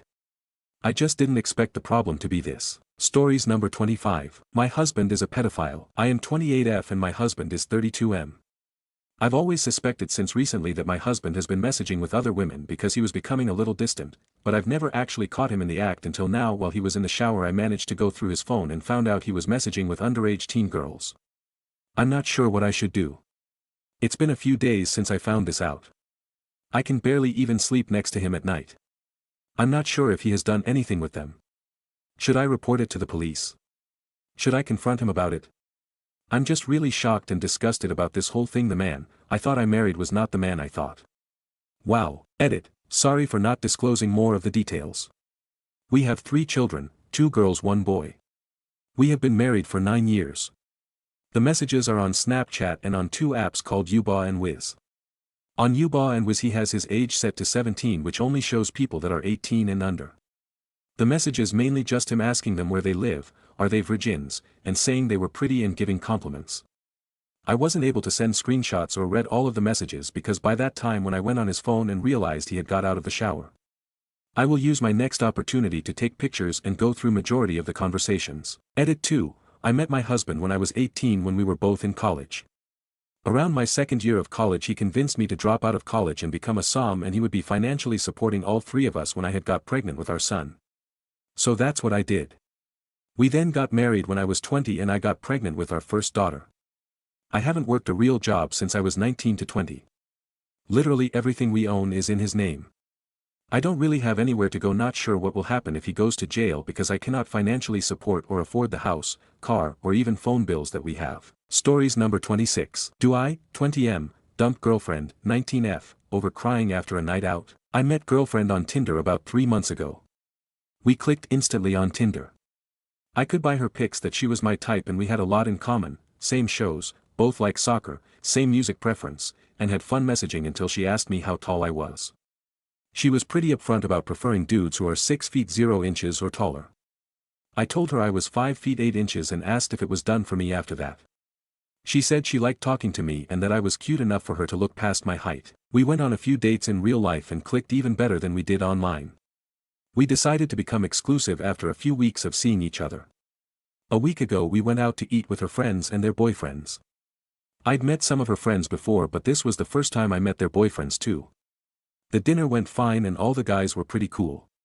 The only thing I did notice was that they were tall AF and I was by far the shortest. I didn't really care, but I did notice it. WTV. Anyway, after the dinner, me and my girlfriend walked back to her apartment and she was quieter than usual and a bit short with me. I asked what was wrong. I thought maybe I said smth dumb during the dinner, but she said she wasn't mad over anything I did. After we entered her apartment, she did open up. She said that me being so much shorter than her friends' boyfriends made her feel some sort of way. I asked her WTF did she mean by that, and she said she couldn't explain it. I asked her if she was embarrassed over me being short, and she said no, but it was just she's used to dating tall dudes, and started crying. I mentioned her telling me that she's gotten over her height preference, and she said she knows and that she felt bad about still feeling this way. She just kept saying sorry and crying, so I got mad a little and said I was leaving. She asked me to stay and I said smth I regret. I told her to go F***K herself and left her apartment. She's been calling and texting me since our fight. We talked on the phone once, but I haven't responded to any of her texts. She's apologized daily and said she's sorry for hurting my feelings. She claims that she hasn't ever liked a guy as much as me, but if I'm being dramatic, but I just feel low-key kinda worthless and I'm considering ending things, but because I haven't liked a girl as much as I liked her, but if I should be with someone this obsessed with height. Like who cries over their BF being shorter than their friend's BFS. I'm closer to breaking up, but she's been apologizing so much I think maybe I should give her a second chance. Stories number 27. Aita for not making a fuss when someone sat in my seat. This seems ridiculous to me, but enough people are carrying on about. I thought I'd better check. I have ASD, so sometimes my reading is social cues is a bit off. My children participate in a sport that takes place in a hall, and in the hall are these chairs that were clearly designed to be uncomfortable as possible. I suspect it's to discourage people from actually staying in the hall to watch things. They're there to show the hall operators have made an effort to provide seating, but cause random back spasms to any who dare sit for longer than 3 minutes. A few years ago, a kind family donated a lounge to the hall. It seats 3, and is lovely to sit on. Just the right amount of squish in the cushions, which are kind of fluffy. It's a nice lounge. You can sit on it without contracting arthritis. For the first year, people jostled to get prime position on the lounge. Epic paper, scissors, rock battles were waged, with the victors sitting in comfort for 45 minutes, while people around them crumpled up, twitched, or spasmed in the horrible chairs. Eventually, families drifted away as children grew into new interests, and I was the sole survivor of the original lounge wars. So, most days, I sat on the lounge. New families started, but none seemed to want to take advantage of the fluffy comfort on offer. I was the lounge queen. One day, I arrived later than usual, and there was someone else sitting on the lounge. I didn't recognize them, so I figured they must be a new family. I said hello and introduced myself and my child, then went and sat in the horrible chairs. As everyone left, a small group of outraged parents approached me. Why did you let them sit there? You should have told them that's your seat. That's not okay. They stole your seat. They can't get away with this. I was confused. I pointed out that there were plenty of other seats, that it was a free lounge, anyone can sit there. I did not have exclusive rights to the lounge. It turns out, none of the other parents wanted to sit there because they thought I'd be upset or angry about it. They're upset with me, because I never made it obvious that anyone could sit there. Someone even complained to the coach. Now, it's become a thing. Parents are arriving earlier and earlier to bags the lounge, and give me smug looks when I arrive and they're sitting on it. I'm still not upset about it, but apparently that's not the right way to behave. I don't understand what's going on, and the parent I asked about it scoffed and said, as if you don't know. And implied I was doing it for attention. Am I the arsehole? Please tell me what's going on, because this seems really stupid to me. Stories number 28. Aita my wife went out with a recently single friend. Update 2, I was uneasy last night so we had a late night discussion. She went through everything that they did evening. Said they went to a bar with a younger crowd and at that point her friend wanted to meet up with the guy my wife's friend had a crush on, at another bar. My wife said there that she didn't have a drink and was talking to an older gentleman like in his 80s and he was talking about his grandkids. She said her friend was going to Uber with the other 2 guys that my wife's friend, supposedly knew to the barn/house where a married couple lives. This seems like an odd thing and doesn't really add up to me. My wife can be a yes person and said because she was sober that she offered to drive them out there to make sure her friend was okay. She said they sat around talked for a bit and then she asked the owner of the house, the married woman, if she could lay down for a bit and that's what led her to the trailer. Again, odd to me. She said that she wasn't planning on staying long but long enough to drive home. TBF she does have narcolepsy and when she needs a nap she literally cannot stay awake. I told her she should have thrown them in an Uber and paid for it. She was more apologetic and assured me I wasn't crazy for showing up or being upset by her behavior and decision making. I still plan on talking to her friend to see if she'll give me the same details to make sure that it adds up. That night when I confronted her, she assured me that nothing happened as well, and she did seem somewhat sincere about that. As for our relationship, those that have done some research are aware of our dead bedroom situation, which has gone on for a few years to say the least. We have been married for 18.5 years and she has literally never done something close to this, and she is not a regular drinker or beer drinker at all. Because of some of her health issues, she usually doesn't go out without me or someone who knows some of the issues she could have, and she can't drive very far on her own. Thanks to a lot of people for their support, advice and encouragement. I do need to focus on myself and my mental health. I will let you know if there are more developments. Update 1. We had about 10 to 15 minutes to talk before I had to go to a meeting. I asked flat out if she had sex and she said no. Then made a snarky comment of, "But I easily could have." That completely derailed me. She said her friend knew whose house it was and knew the guys, and that there was another married couple there. She said both guys that I talked to knew she was married. Said they were friends she's known for a while but has a crush on one, clarifying, my wife's friend supposedly knows them and my wife's friend has a crush on one. It took a while for me to get an apology. Not going to lie, this sucks. Bad. She almost has no remorse. She admitted that it was a stupid thing to do but felt she couldn't leave her friend and come home. I said that's ridiculous, you should have grabbed out kid at 1 to 2 and drove home. She said she'll never do it again. I brought up if I did that how it would look. That's basically the only way I got an apology or acknowledgement that it was a bad idea. But she also deflected that because my mom cheated that I was comparing her to my mom. I said no, I'm not accusing you of anything, but that I'm sure that this is how it starts out. I got home little before 9 p.m. and she's asleep in our room with 2 of our kids. To be continued tomorrow. Should I reach out to her friend? I'm in a weird situation and I'm beginning to feel like I was in the wrong because of my wife's response, or lack thereof. Let me begin. Last Saturday 6/28 my wife went out with a friend who is recently divorced. Anyways, she invited my wife out to a brewery for a fundraiser, and she had told me she would be gone from about 4 to 8. She took our youngest to their house to play with her friend's child who are the same age, and their teenage daughter was going to watch them. Fast forward to 9-ish and haven't heard from her. I know they left the brewery and apparently decide to go bar hopping to find her friend a man. Okay, not a big deal to me, I'm comfortable with her being a wingman anytime. Around 11 I text her to see how it's going, again, looking for a man for X. I send back the laugh emoji and a thumbs up. Crickets until 1 a.m. She says my son is asleep and she is sleeping there and she's being the designated driver. I doubt that, but my wife is pretty good at pacing herself. At this point I find it really odd that she wouldn't just wake up our kid and come home at 1 a.m. So, I get curious and check to see where her car is. It's a newer car, so the app shows the location. They're at another bar until about 1:30. This is where it gets uncomfortable for me. They leave and go to a random house, nowhere near her friend's house or anything. I find it a little odd. Her car doesn't leave from that point on. Around 2:30 I decide I need to and do some recon. It's about a 20-minute drive but away from town. I drive out there and there is a house and barn and clearly a party going on. I get out and get close enough that I can hear people and music, but not close enough to really see because it was a gravel driveway and I didn't want to make noise. So I sit around for about an hour deciding how I should handle the situation. Do I wait until Sunday and ask her how everything went last night and what time they got in and see if she lies to me? Or do I confront the situation? Around 3:30 I decide I need to just drive up and see what happens. I pull up with my lights off. Nobody notices because of the music. I peek into the barn and there is a camper trailer with no lights on. I go over to the house and I see my wife's friend and 2 guys talking. I peek in the window and nobody else is visible. I walk in the front door and say I'm looking for my wife. The 2 guys look surprised and one guy introduces himself. I was happy it didn't get confrontational.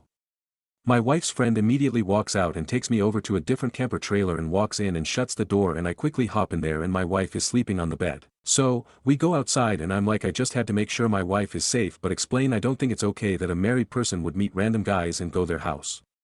There is some other dialogue, but for the sake of time I'll spare some of that, but basically I peace out and just say that I'm most upset that they would leave my child unaccompanied all night, and if they wanted to go bar hopping all night I wouldn't really care, but I don't think married couples should be in a position like this. They spent the whole night there.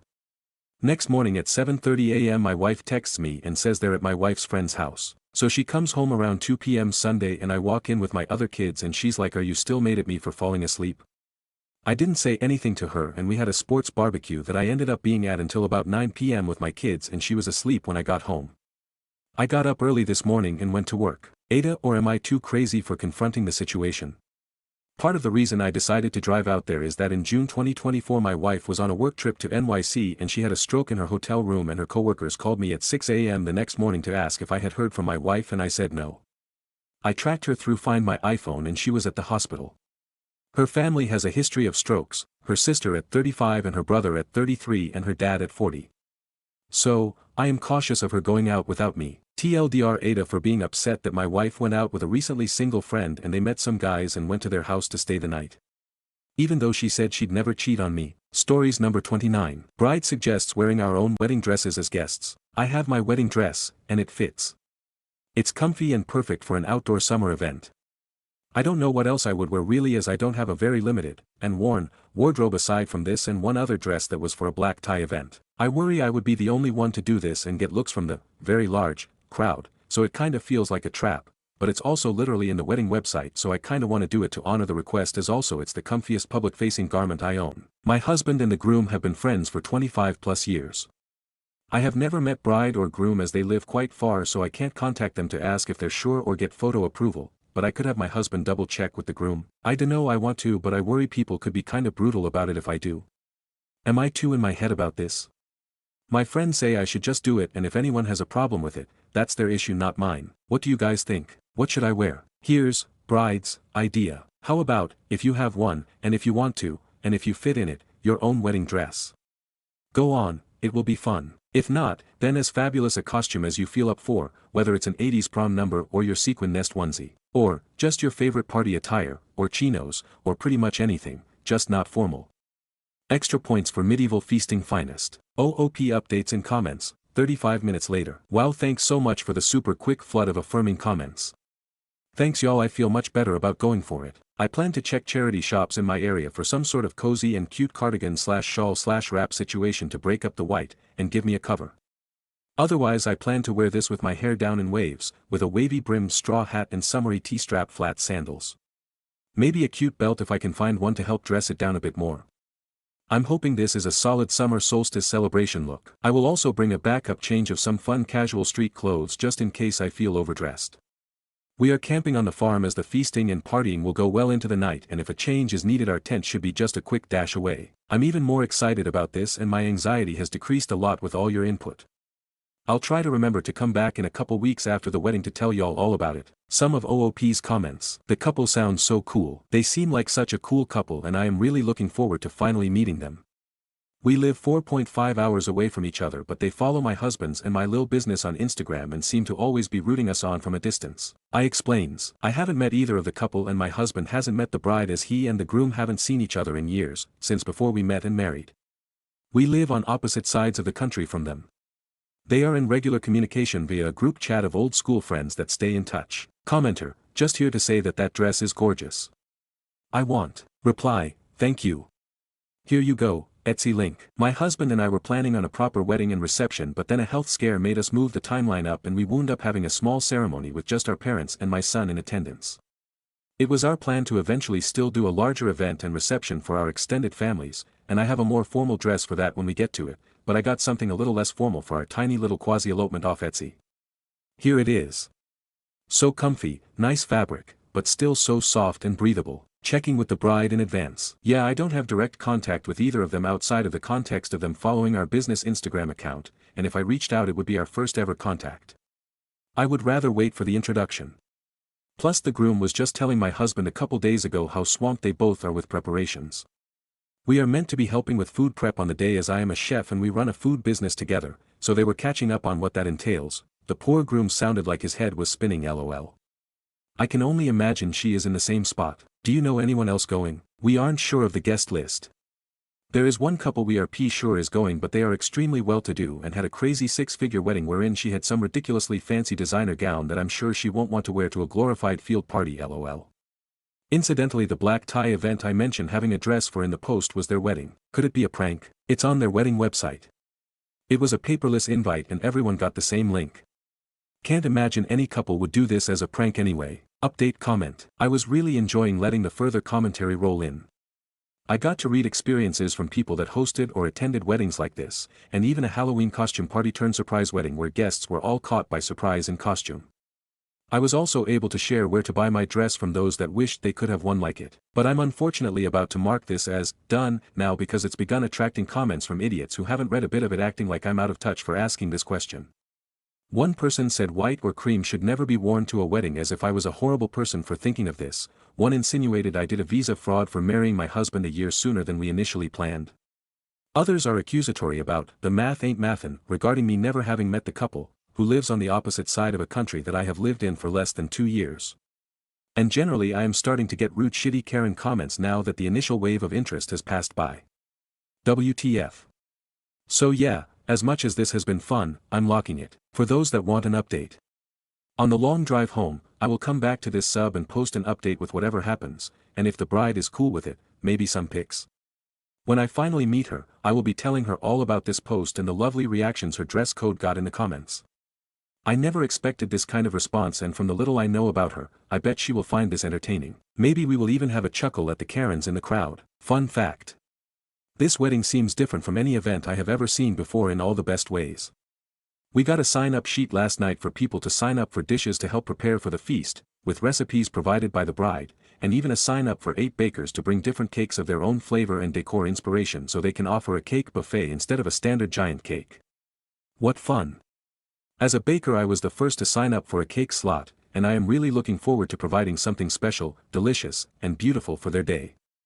I also will be wearing my wedding dress for sure, though dressed down a bit, and feel much better about it now. Thank you to this sub for helping me battle my own social anxiety. Update post. Okay, you guys asked for an update after my post nearly broke the sub, lol, so here it is. I wore my wedding dress to the solstice wedding in Devon. Thanks to this sub for allaying my severe social anxiety around the decision. I styled it like so with pops of green, added some green and brown beaded necklaces, rocked some camel-colored flats and my camel-colored bag. It all vibed with the lush greens of the farm, its woodlands, and the hilly Devon landscape. I definitely dressed it down a bit, but that really turned out not to be necessary as I was one of at least a dozen others wearing a wedding dress. This included divorcees that were still happy to re-wear their gowns, and even a couple of men. Some accessorized very bridal while others dressed it down a bit like I did. One wore a flower crown as commenters suggested I should do. Some guests wore shorts and t-shirts, some wore medieval dress and looked like they walked straight out of a Renaissance festival. There were also corsets, fishnets, and goat horns, and everything in between. It was very come as you are, and everyone came as their authentic selves to create a really special event. There was much music and merrymaking, including by the talented bride, and the whole event felt like hanging out for an evening in the happiest chapter of a fairy tale. Absolutely magical. The bride wore a black and white gown, with black floral appliques on the bodice spreading down onto the ruffled skirt. After the ceremony and first sets of performances, she changed into a smart and elegant white silk pantsuit. Nothing too wildly untraditional, but unique and her own style. Bride and groom were amused and surprised at the amount of attention my original post got, and we got quite a kick out of sharing the response with them. Even the more unhinged comments, like the person that said how inconsiderate the bride is for this dress code BC, they paid good money to have their dress cleaned and preserved professionally, lol. She said, and you want to, nobody is forcing you to crack open the hermetically sealed dress vault if you don't want to, Karen. They approved me posting an update, but TBH I was so busy enjoying the party and living in the moment that I didn't get much in the way of photos. That said, I don't have much to post here, but they assured me they will share a Google Drive link with photos from the photographers and participants, so I'll grab a selection of those and post them in a follow-up comment on this post when we get our hands on them. The bride said when the dress code came out, her friends joked that it was very much like her to get others wearing white to take the heat off of her and help her blend in with the crowd a bit better so all eyes weren't on her. However, her thinking was that wedding dresses are fun, beautiful, joyous and unique and should get worn for happy and beautiful celebrations. It's sad to let them sit never to be worn again. I love her very unserious, her word not mine, approach to it all. Thanks again for all the advice and the laughs. Sum of comments. Commenter, love it, you look gorgeous and it sounds like the day was exactly what she wanted. I would be so flattered if my friends drug out their wedding dress for me. Or their horns and fishnets. I would probably cry from joy. She sounds like a treasure. Reply, I literally used that exact word and told her she is a treasure as we were hugging goodbye the next morning. You are 100% correct. Commenter, her FMIL is planning some shit and she's getting ahead of it, lol. Reply, nope. Nothing nefarious, the bride is just that fun. There was nobody in that crowd that would have done anything but be loving and supportive. A lovely drama-free bunch of friends and family that helped pull off this wedding. The couple is wonderfully creative and bucks tradition. Click the link in my post text for a quick video of the reception hangout. It was the dreamiest vibe and just super unconventional by modern standards. Commenter, okay, but did anyone dress in medieval feast attire? Reply, yes indeed. There were several musicians in medieval dress throughout the evening, but a few attendees wore similar vibed clothing to what you see in this clip. There was one family in particular that looked like they could have stumbled in from the 1500s. It was rad AF. One last thought from OOP, nobody could have outshined this bride. She could have worn a potato sack and she still would have blown us all away with her beautiful vows, incredible talents, and beaming smile. I'm grateful to count the couple among my friends now, not just my husband's friends. Editor's note, holy crap, this is so funny, my husband just spotted this post and alerted me. I am OOP and we just got the link to the Google Photos folder of the event this evening. I put together a small selection of some of the best looks of the day and a glimpse of the revelry. And of course, the beautiful couple. I'm glad this brought a smile to so many faces. It was such a dilemma for Lil OL anxious me for no reason, and I was grateful to the sub for pulling me out of my head. The wedding was gorgeous and I consider myself lucky to now know such incredibly cool humans. Enjoy. Comment 2, oh, and, I signed up to bake a cake, but it did not survive the trip to Devon intact. Sad because the flowers were inspired by medieval illuminated manuscript flower paintings and I was so keen to share it with the couple. Cake gore here. We stuck a giant serving spoon in it on the dessert table and it still got devoured. Stories number 30. Aita for telling my sis she aren't special after she announced her pregnancy at my graduation. Yo, so I graduated college last month and my fam threw this lil party for me, nothing huge, just backyard vibes, some food, balloons, etc. I was hyped cause I've been busting my ass for this degree and I'm the first in the fam to graduate. Halfway through my sis stands up and starts crying talking about how she's pregnant and everyone starts cheering and hugging her and basically my party turned into her baby shower in like 10 seconds. I was so pissed I just sat there feeling invisible. Later that night she tried to hug me and say we both had big news and I straight up told her she ain't special and she stole my moment. She started bawling and my mom called me selfish for not being happy for her. Now fam is mad at me and some cousins said I should have just let her have her moment cause a baby is more important than a degree. I don't even want to talk to her RN. Aita for saying she ain't special, or was I just offending my only big day? Stories number 31. Manager said I can only take bathroom breaks during designated times. I work at a call center and my supervisor Janet has this thing about bathroom breaks. She says people abuse them to get off the phones and we can only go during our scheduled 15-minute breaks or lunch. This seems ridiculous to me because sometimes you just need to use the bathroom and it's not like I'm taking 20-minute breaks. Last week she specifically told me I was taking too many unscheduled restroom visits and that I needed to plan better. She said from now on I can only leave my desk during designated break times unless it's a true emergency. The way she said emergency made it clear she didn't think I'd ever have one. So now when I need to use the bathroom outside of break time I make sure to treat it like the medical emergency she wants it to be. I put my phone on hold and announced loudly, I have a bathroom emergency and need to leave immediately. I practically run to the restroom and back to show how urgent it is. Yesterday I had to do this twice and both times I made sure to let Janet know it was an emergency situation that couldn't wait for my scheduled break. Other people started looking over and she seemed embarrassed, but she can't really tell me not to go when I'm following her emergency protocol. My co-workers think it's funny but I'm starting to feel awkward about the whole thing. Janet has been giving me weird looks and I'm worried this might backfire on me somehow. Maybe I should just try to hold it until break time like she wants, but that seems unreasonable for a basic human need.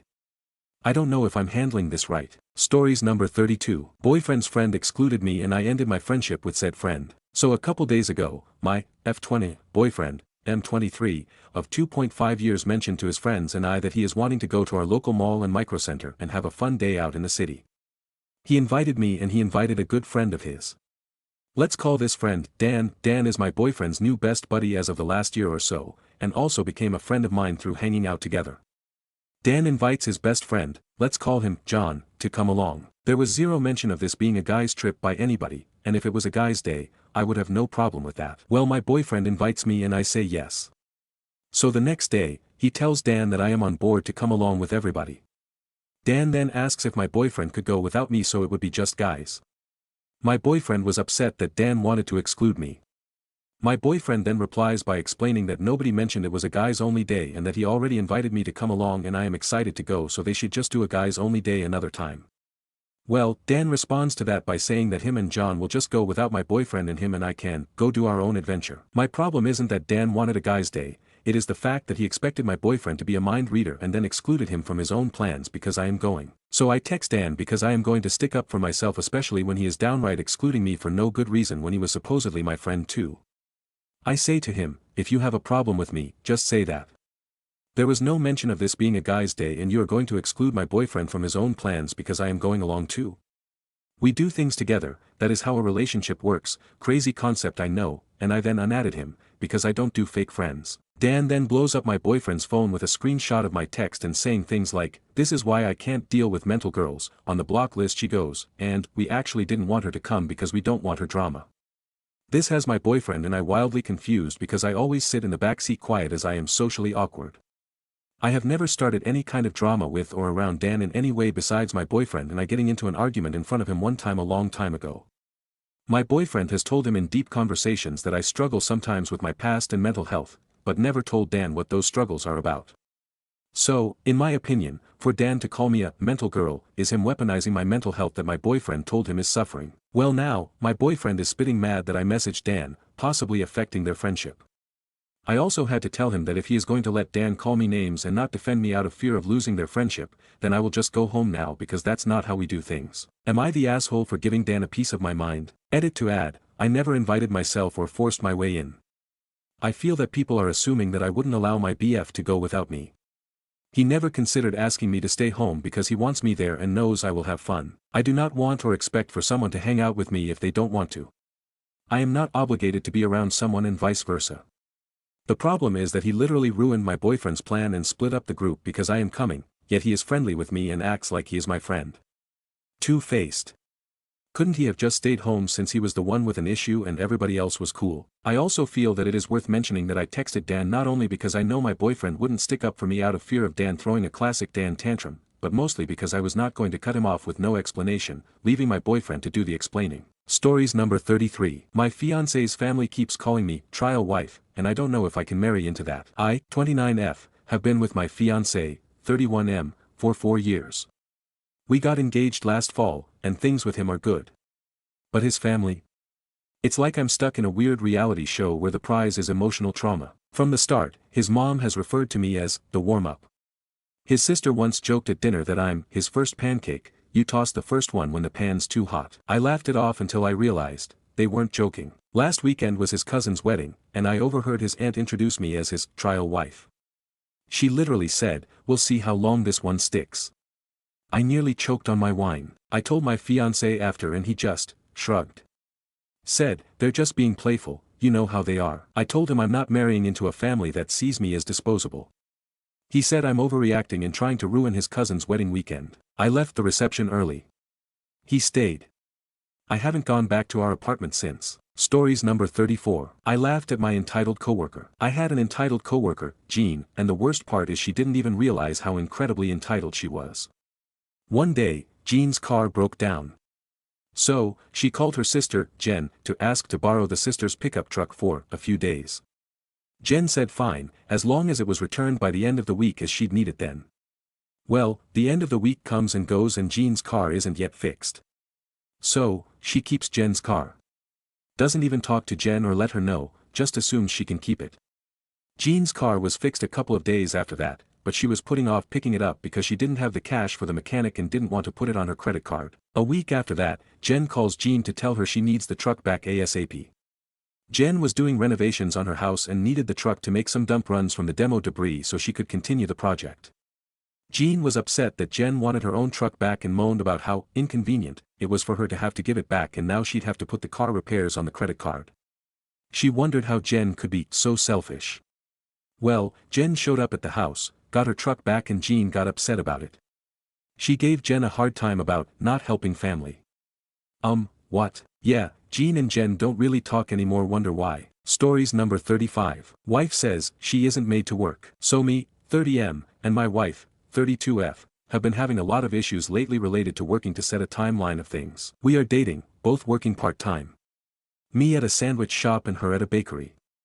At this point, I have dropped out of college due to financial issues and prioritizing work over school. She graduates and decides to start looking for a career. She only applies to places in the area and after a few applications, she gives up. Her current job tells her she can be promoted to vice manager or something but has to give them at least 6 months, she says yes. We were serious but not getting ready for marriage, so I saw this as 100% her decision, but did feel disappointed she gave up. 2. I proposed maybe a year later or something. We both decided however we need more income if we want to live on our own, so we both decide to start looking for new jobs. It's a quick engagement as she wanted to get married before my sister, who proposed to her fiancé a month or so before I did. I find a new job in a tech call center that I did specific training to go for. She stays at her current job. We had our wedding/honeymoon in the middle of my training. 3. About 2 years later, she is turning 26 and about to be dropped from her parents' insurance. I could add her to mine, but there were 2 issues I had. A. My insurance through work was already expensive compared to some. Adding her would really take a lot of our income. B. Since she has type 1 diabetes, I am afraid that if I am laid off for some reason, there goes her insurance. So she finally goes for a new job, this time, baking. It was really just put frozen bread in the oven for almost everything, for a fancy grocery store that is opening in our area. At first she is complaining to me that she has to work 40 hours instead of 25 to 32 hours. Then they start having her work some shifts starting at 3 a.m. and others have her working till 9 p.m. This was not healthy and I was 100% for her finding a new job. 4. Within the same year, she finds a new job as a data entry specialist cause it's a 8 to 5 job. She loves the hours but finds it boring. She then starts being told about the mistakes she is making and wants to quit because she feels like a failure. COVID happens and she loves WFH because she can do things around the house when she has work that isn't monitored. She though still wants to find a new job, especially when they start finding mistakes she makes. I was okay with her finding things, but she would point out things again like baking. I was okay with her doing baking, but I told her A. It's going to be hard to find a Monday through Friday job for this, which she said was mandatory for her. B. It might be hard to find a full-time position, possibly. She decides to stay longer but complains about her entry-level job, yet doesn't want to move to a better position. 5. While at this data entry job, she starts paying for classes for other career types. I forget the first thing, but she later spent money on sound system classes to try to get into jobs like setting up and working sound booths at events. After working with her uncle who is in that field, she realizes it is a lot of weekend gigs and so she gives up on the classes 1/6 of the way through. 6. We start going through a hard time and start going to marriage therapy. Come to find out she resents me pressuring her to find a new job in point 3. She also says she was under the impression from the start that she would be a stay-at-home wife/mom from the start, which she never gave the impression of. I had the expectation that from point 2 that she would find a career and temporarily be the breadwinner so I could go back to school and focus on my computer science degree. While still working, I just wouldn't be trying to improve for promotions. I thought I was clear with this, but I apparently wasn't. 7. While in therapy, my fears of being laid off were valid. I had been promoted a few times and found comfort in a niche specialized, but necessary, field in the company. They decided to restructure and laid off all but one agent in the department and moved that person and the responsibilities to another department that specializes in non-standard work. After 6.5 years with this company, I felt worthless. This also was exacerbated by the fact I wasn't able to find any related jobs.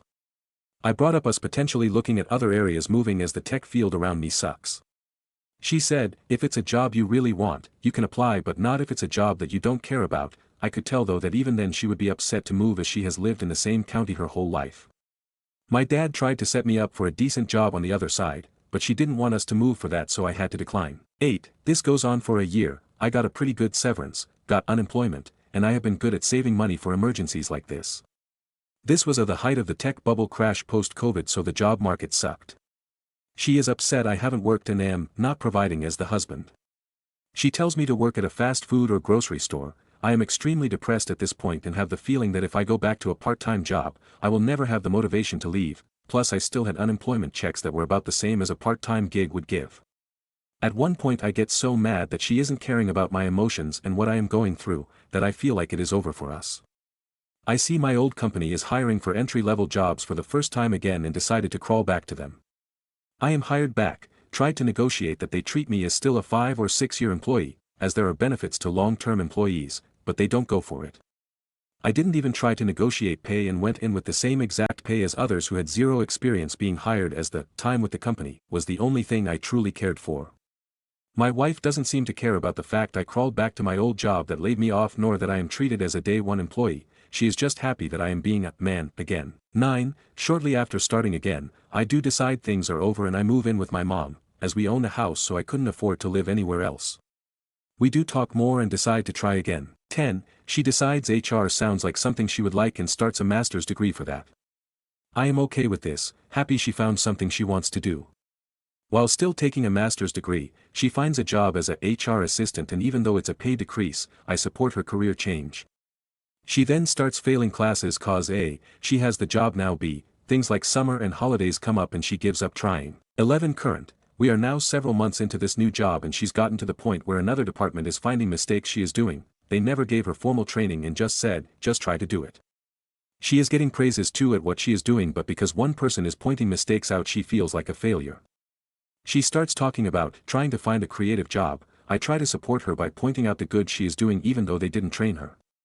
I tell her things like everyone makes mistakes at a new job, I do it. I tell her coworkers are probably making mistakes too, it's just not pointed out to her, to which point she tells me other coworkers should report the mistakes of other employees to make her feel better. I do fail at validating her feelings of wanting to move to another job, as I feel like I can't be honest when saying to start looking for a new job at this point. We are having arguments again and she says, I wish I had a vacation for a year like you did. It's not fair that my teacher friends can just choose to go to the beach today when I have to go into the office. My salaried coworkers can just choose when to come in and go home. I wish I was salaried. I just want to choose how many hours I work and how much I have to work. As a woman, I shouldn't have to work. When I tell friends and family that I am tired I have to work, they don't validate my feelings and basically tell me to suck it up, everyone goes through this. Which I really want to say too but don't. If I have to work when we have kids, I will probably resent you. It is so messed up that women these days have to work to make ends meet. A woman that is working full-time has to fight their nature as a woman. All the women I talk to about this feels this way, which she talks to a certain demographic about this. She doesn't talk to the more feminist women we know, so it feels like she is talking to an echo chamber. That first bullet really messed me up. That year was my lowest point in my life. She has apologized for it, but I am still annoyed at this. We have talked more and she wants us to compromise and have her work part-time so she can be a trad wife, as it's a wife's duty to cook and clean. I am also so exhausted from trying to comfort her as she focuses on the negativity only and wants people to validate her desires. I don't know what to do at this point, so I wanted to just vent. We are talking about having kids as we are getting older now, but I am not sure now. We also have differing ideologies on a lot of things now. She doubled down on the values she was taught to have as a kid and I have grown away from those. I am not sure how we would raise kids together with the values we have.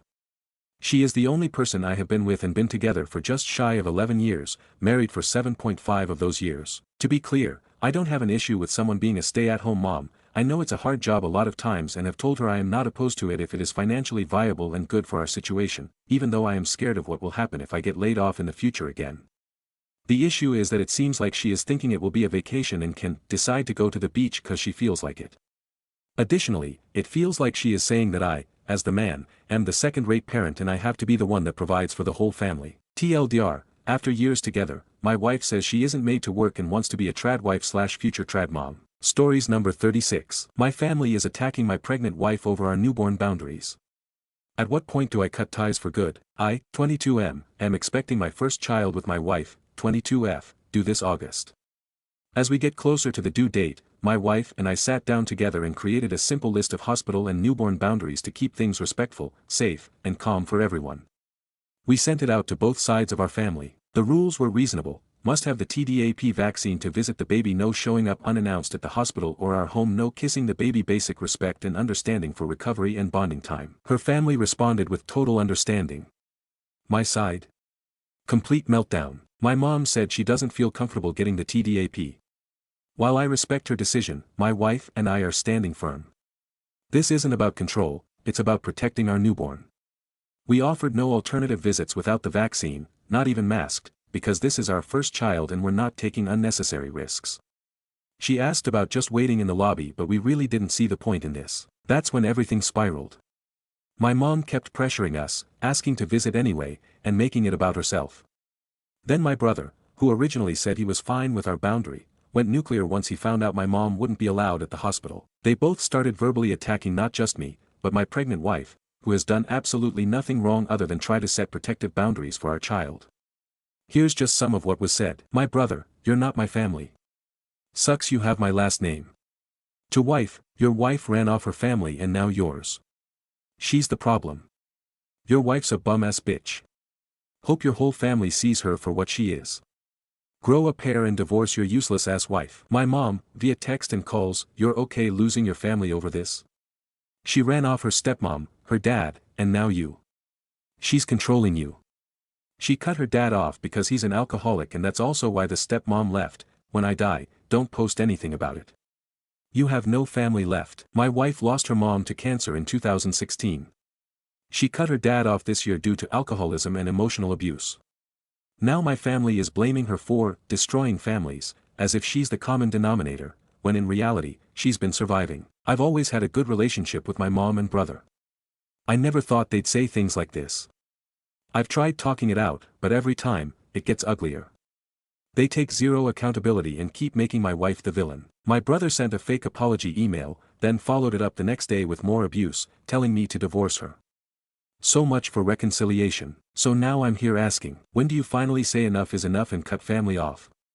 Do I stay silent and focus on my new family, or keep trying to reason with people who clearly don't care about us or our boundaries? My wife is in her 3rd trimester. We're both stressed, trying to prepare for our son's arrival. And now we're dealing with a wave of verbal abuse and guilt-tripping that I never expected. Thanks for reading. Any advice or experience is appreciated. Stories number 37. Aita, for not giving up my parking spot or buying specific snacks for my in-laws. I'm moving into a new apartment soon with my partner. The apartment comes with 2 underground garage parking spots, which we plan to use for our own cars. Parking on the street is known to be really rough in the area, which is why the garage spots are such a big deal to us. At a recent family gathering, my brother-in-law mentioned that he'd feel more comfortable visiting if I could move my car so that he could use my spot during his visits.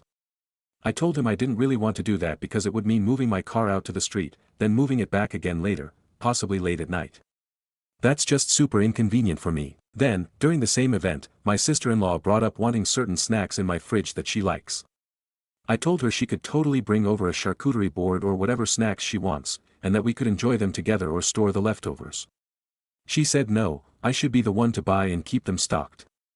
I jokingly said something like, "How are you going to tell me what I'm supposed to buy and put in my fridge?" Apparently, both of them got kind of offended. My sister-in-law said, "Dang, you don't have to get so worked up about it, but I honestly didn't feel like I was being aggressive, I was just setting some boundaries." Aita, in either of these situations. Edit, for clarification, I'm a dude lol.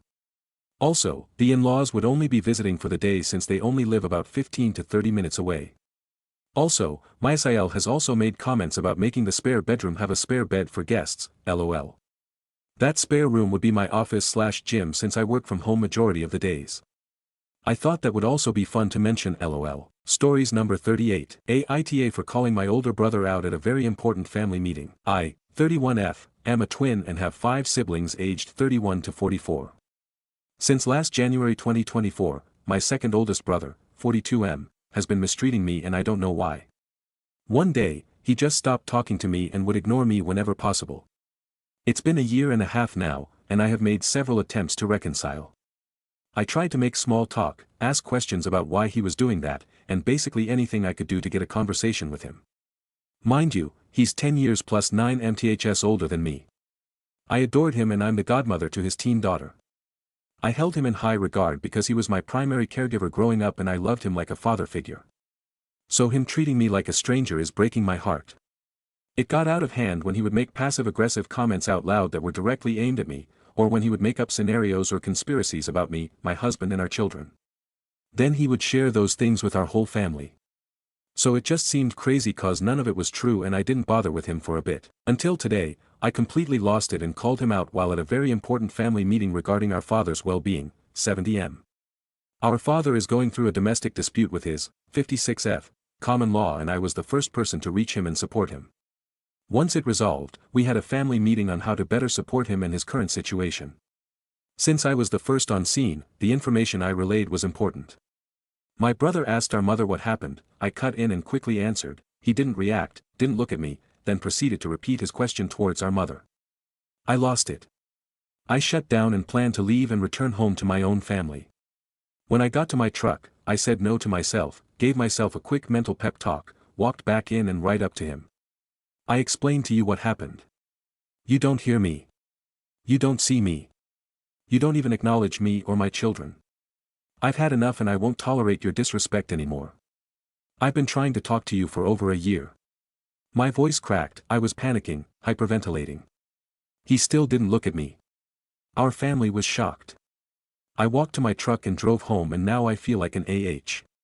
But my sisters came to check up on me, apparently he got heated on by our mother.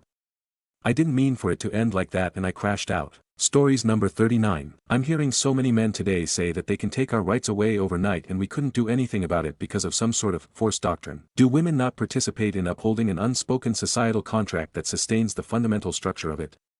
If women decided to rebel, society would come to a halt. And we've seen happen many times before. Women have the power to protest. If women resisted at every level politically, culturally, societally, they would disrupt entire economic systems. The women's strike in Iceland, 1975, 90% of women went on strike, refused to work, cook or care for children for one day and it paralyzed the country. Banks, schools, newspapers, and even air traffic stopped.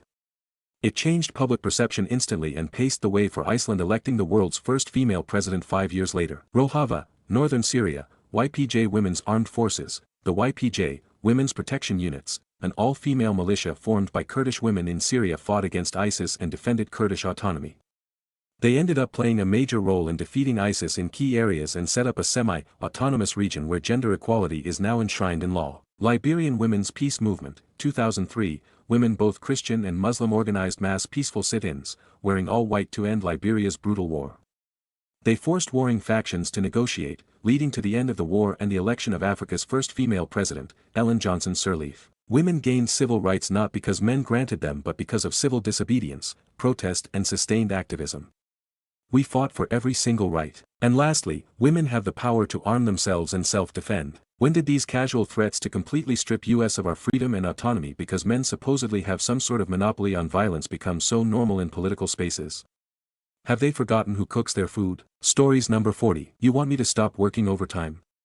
Sure, good luck hitting your deadlines. About 10 years ago, I worked for a mid-sized manufacturing company that did contract work for a lot of big-name tech companies. We were always under pressure to meet tight deadlines, and it was common for employees, especially on my team, to rack up a ton of overtime. We weren't forced, but we were compensated really well for it. I was young, hungry for the extra cash, and honestly proud of helping the team hit goals. Enter new management. Our old supervisor retired and was replaced by a guy I'll call Dan. Dan came in hot, trying to shake things up and streamline operations. Classic. One of his first big changes. He decided that too much overtime was making him look bad to higher-ups. Said it made it seem like he couldn't manage his team's workload. So he called a meeting and announced that going forward, we were not allowed to log overtime unless it was pre-approved in writing. And spoiler, he wasn't going to approve it. We tried to warn him. We told him how much we actually needed that extra time to hit the ridiculous deadlines that were promised to clients. He waved it off, said we should work smarter, not harder. So fine. We did exactly what he wanted. We all stopped working overtime cold turkey. No staying late to help the next shift, no logging in early, no coming in on Saturdays to prep for big shipments. We worked our 8-hour shifts and clocked out, nothing more. At first Dan was thrilled. He kept bragging in meetings about how he'd fixed the overtime problem.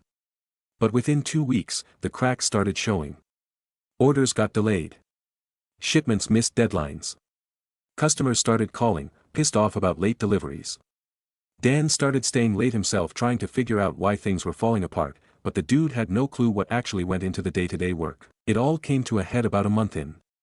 We missed a massive delivery for one of our biggest clients, and they threatened to pull their contract. Dan ended up in a panic, trying to throw overtime at us to catch up. By then, most of us were over it. A few people bailed and found other jobs. I stayed long enough to watch him eat crow, then I moved on too. The best part? The higher-ups eventually figured out that his no overtime policy was the root of the problem, and he was let go, aka fired, about 6 months after he started. Moral of the story: be careful what you wish for when you try to fix things that aren't broken. Stories number 41. Future MIL wants her own grand entrance and refuses to walk in with my mom. Is this bridezilla behavior or am I overreacting? I'm getting married soon and everything was going smoothly until my future mother-in-law, FMIL, dropped a surprise on us. We had planned that both moms would walk down the aisle together with their sons right before the bridal party. It felt respectful and balanced to honor both sides of the family equally. But now FMIL says she refuses to walk with my mom. Instead, she wants her own separate entrance, with the music paused and restarted just for her, and all the guests standing again like it's a grand moment made just for her. She said she's paying for half of the reception, so she deserves to be recognized as the host. She also said my mom already had her moment at my sister's wedding, and that she doesn't want to be upstaged. My mom is confused and a little hurt by this. My fiancé just wants to keep the peace and says we should give her the entrance she wants. But I feel like this sets a bad tone, like she's trying to compete for attention on our wedding day. I tried suggesting that she walk in first or that we honor her in another way, like a special photo or toast, but she rejected everything. Now I'm stuck wondering, am I being dramatic or is this a classic Bridezilla moment, but from the MIL? Has anyone else dealt with something like this? Would you think it's weird as a guest if one mom got a spotlight entrance and the other didn't? I'd love some outside opinions before this turns into a bigger issue. Stories number 42. My curly hair was called a health code violation. So I work at upscale cafe chain and recently they opened up a new cafe. I was sent to work there because I bring in good tips. I wonder why. In our rule book, shoulder length hair is allowed to not be tied. Regardless, I still had it tied up with some bangs and 2 thick strands on each side. That's been fine forever. Now I get here and my manager, who is actually breaking multiple OSHA health code rules already, tells me my hair was pointed out by the mock health department lady. Oh yeah, the Hispanic woman with the straightened hair who was mean mugging me for the entire 4 hours she was here. Anytime I tried to speak to her or ask if she needed something, she'd ignore me. Now today he pulls me aside and says my hair is messy and is the reason why our grade is going to be put down by a letter. 2 girls here and 1 dude, all blonde, have their hair down to their shoulders, no issues. Me though? Messy and unsanitary. I'm also the only one here being made to wear a hairnet. Has my hair been found in anything? No, not once. Y'all, I mentioned the lady was Hispanic because I am Hispanic. People in our culture are super discriminatory towards the natural hair girlies. So I knew it was for sure targeted. Probably should have mentioned that. I would like to mention that my hair is up. He wants me to put a hairnet on my bun. No one else is being asked to do that and I don't handle food.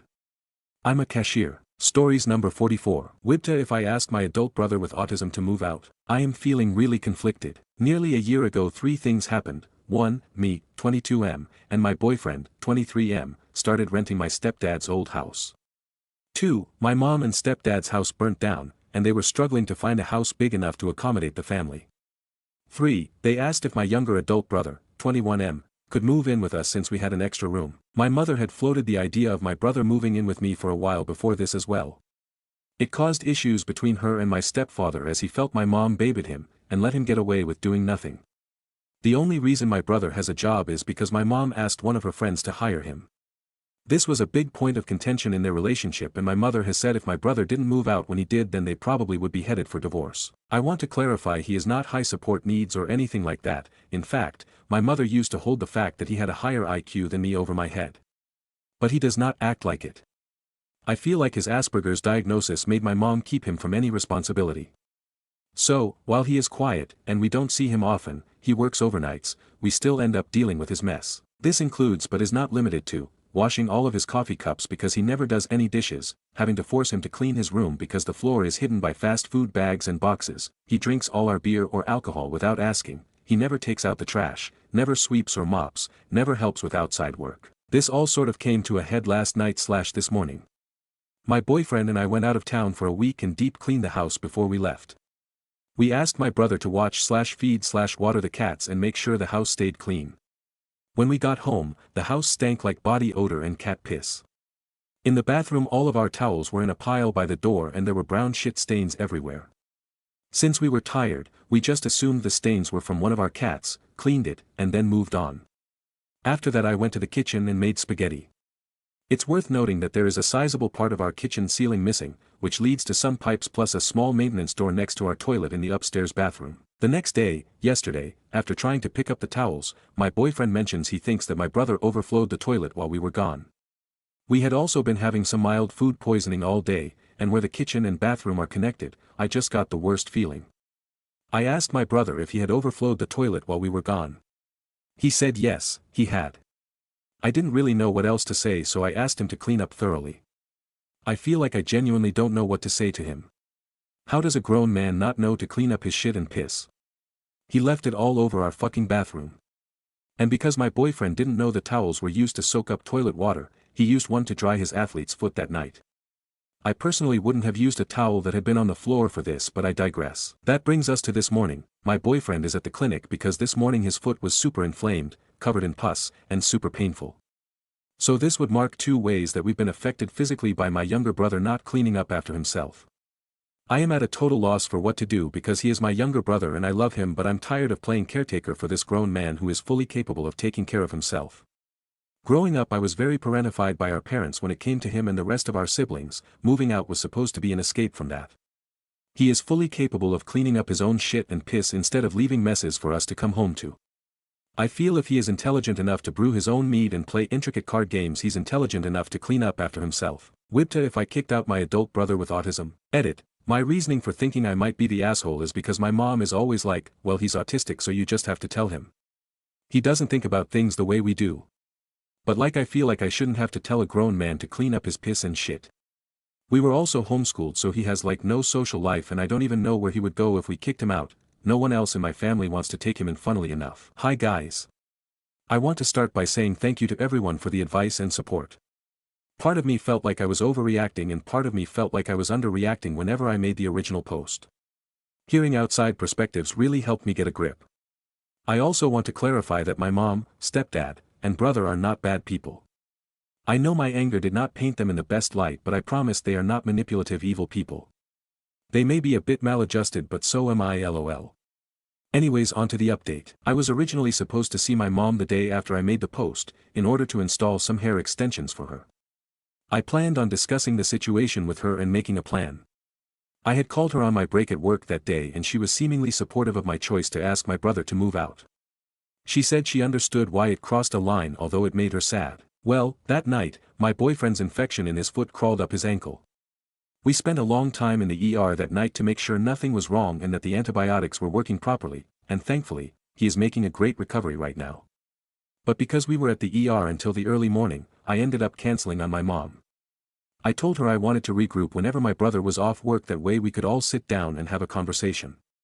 Our schedules are opposite, where he works nights and I work all day, so usually I only see him for a few minutes if at all when I get home from work. I discussed my concerns with my mom over text and she made it clear she would support us in our decision. Here are some of my texts. Me, he's made it clear in multiple ways he has different standards of living than what I want in my household, and that's fine, but I don't want it under my roof. I can handle messy but I cannot handle dirty. Obviously I still want him in my life and I love him, but I think he needs to self-sustain and learn that mess doesn't just disappear if ignored. My mom, I understand that leaving items covered in piss and shit everywhere is unacceptable for us to come home to after vacation, and in general. It felt really disrespectful considering how hard we worked to make the house clean before we left. It just crossed a boundary for me. Especially when it gave us food poisoning and gave, boyfriend, a skin infection. It could have also gotten our cat sick. My mom, be prepared for him to have some big feelings about this. He loves living with you guys. Me, I know, and I'm trying to prepare myself for that. I love him and this doesn't mean I want him out of my life or anything like that. But, boyfriend, could have gotten very sick because of his negligence. He made our house smell rotten. He doesn't pull his weight and he doesn't respect the space. He needs time in the real world where someone isn't cleaning up after him. I'm not willing to let messes sit around in my home so he can come back to them and maybe clean them. I am not interested in having to coach a grown man into picking up after himself. If he is so autistic he cannot clean up piss and shit covered towels or floor mats or dishes, then he needs a caretaker, and that will not be me. But I think he is just lazy and doesn't put any thought into whether or not we want to live in a pig pen. So that brings us to last night when we had the talk. I texted my brother and told him how we needed to have a talk about some things and that our mom and stepdad were going to come over. I was incredibly anxious all day because I had mostly just been avoiding him all week because I didn't know what even to say. My stepdad, at my request, kept a back seat in the convo. Basically it started with me asking a few questions. Question: when did the toilet overflow? A. Sunday night when we left for the beach. Question: did he intend to leave the messes for us to clean? A. Not really. Question: if we hadn't cleaned the messes, how long would he have left them there? A. I don't know. After that the words just kind of flew out of me. I told him how disrespectful it felt. How it is not our job to coach him into taking care of the home he shares. How frustrating it was to come home to that. How dangerous it was, that my boyfriend could have ended up really sick.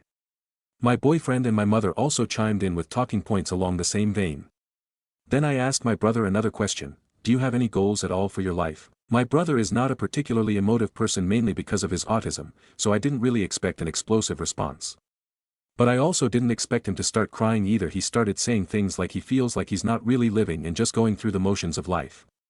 He struggles a lot with feeling listless and anxious, so he just shuts down. I think it really resonated with him that his actions, or lack thereof, were hurting the people he cares about. He doesn't feel like a real person. It broke my heart, man. It kinda clicked that this is all indicative of a bigger issue and he needs some help to do better. Some of my anger towards him was definitely misplaced. My parents genuinely failed him. He will be moving out. We have a deadline for him, but he is on board completely with getting his own place somewhere within walking distance so we can still spend time together and in case anything happens. He says he is going to contribute more to the household and get himself to a place where he feels more fulfilled and responsible. He also apologized to my boyfriend about his foot. We wanted to wait until we got the culture results back before pointing fingers, so while my brother knew my BF was sick, he didn't know why. But it was definitely the towels. My boyfriend loves my brother and forgave him. All is well again. Anyway, this update is getting way too long, so I'll wrap it up. Ultimately, it went way better than I had expectations for. No one was overly aggressive or cruel, and the message was put kindly but firmly. We should be touring some apartments with him in the coming weeks and getting his life on track. I recommended to him that he should work on getting his GED, as well as I think that accomplishment would make him feel good and boost his self-esteem. Again, thank you to everyone who commented on the original post, and sorry this update is so messy, huh?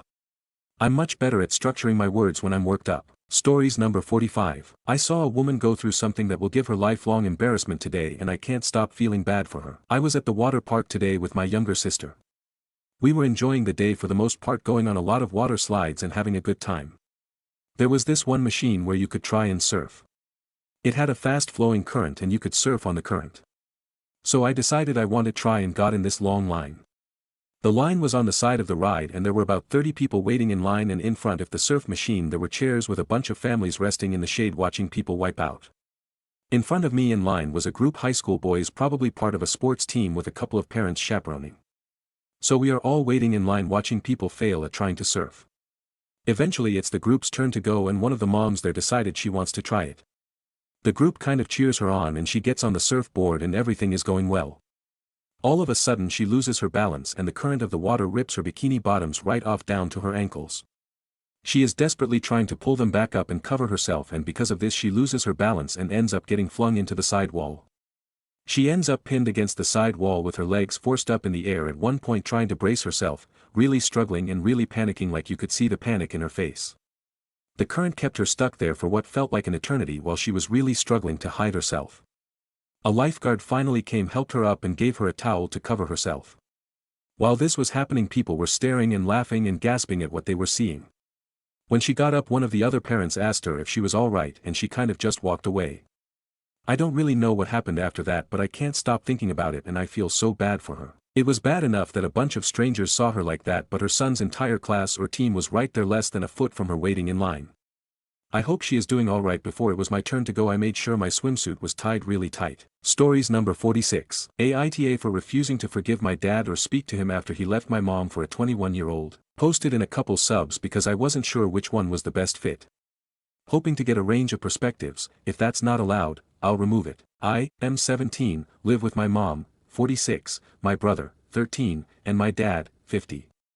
My relationship with my dad has always been rocky, and he's let me down many times before, but this time feels like the final straw. Last Wednesday, he told us completely out of the blue that he asked my mom for a divorce because he wasn't in love with her anymore, and had feelings for his 21-year-old co-worker, Rebecca.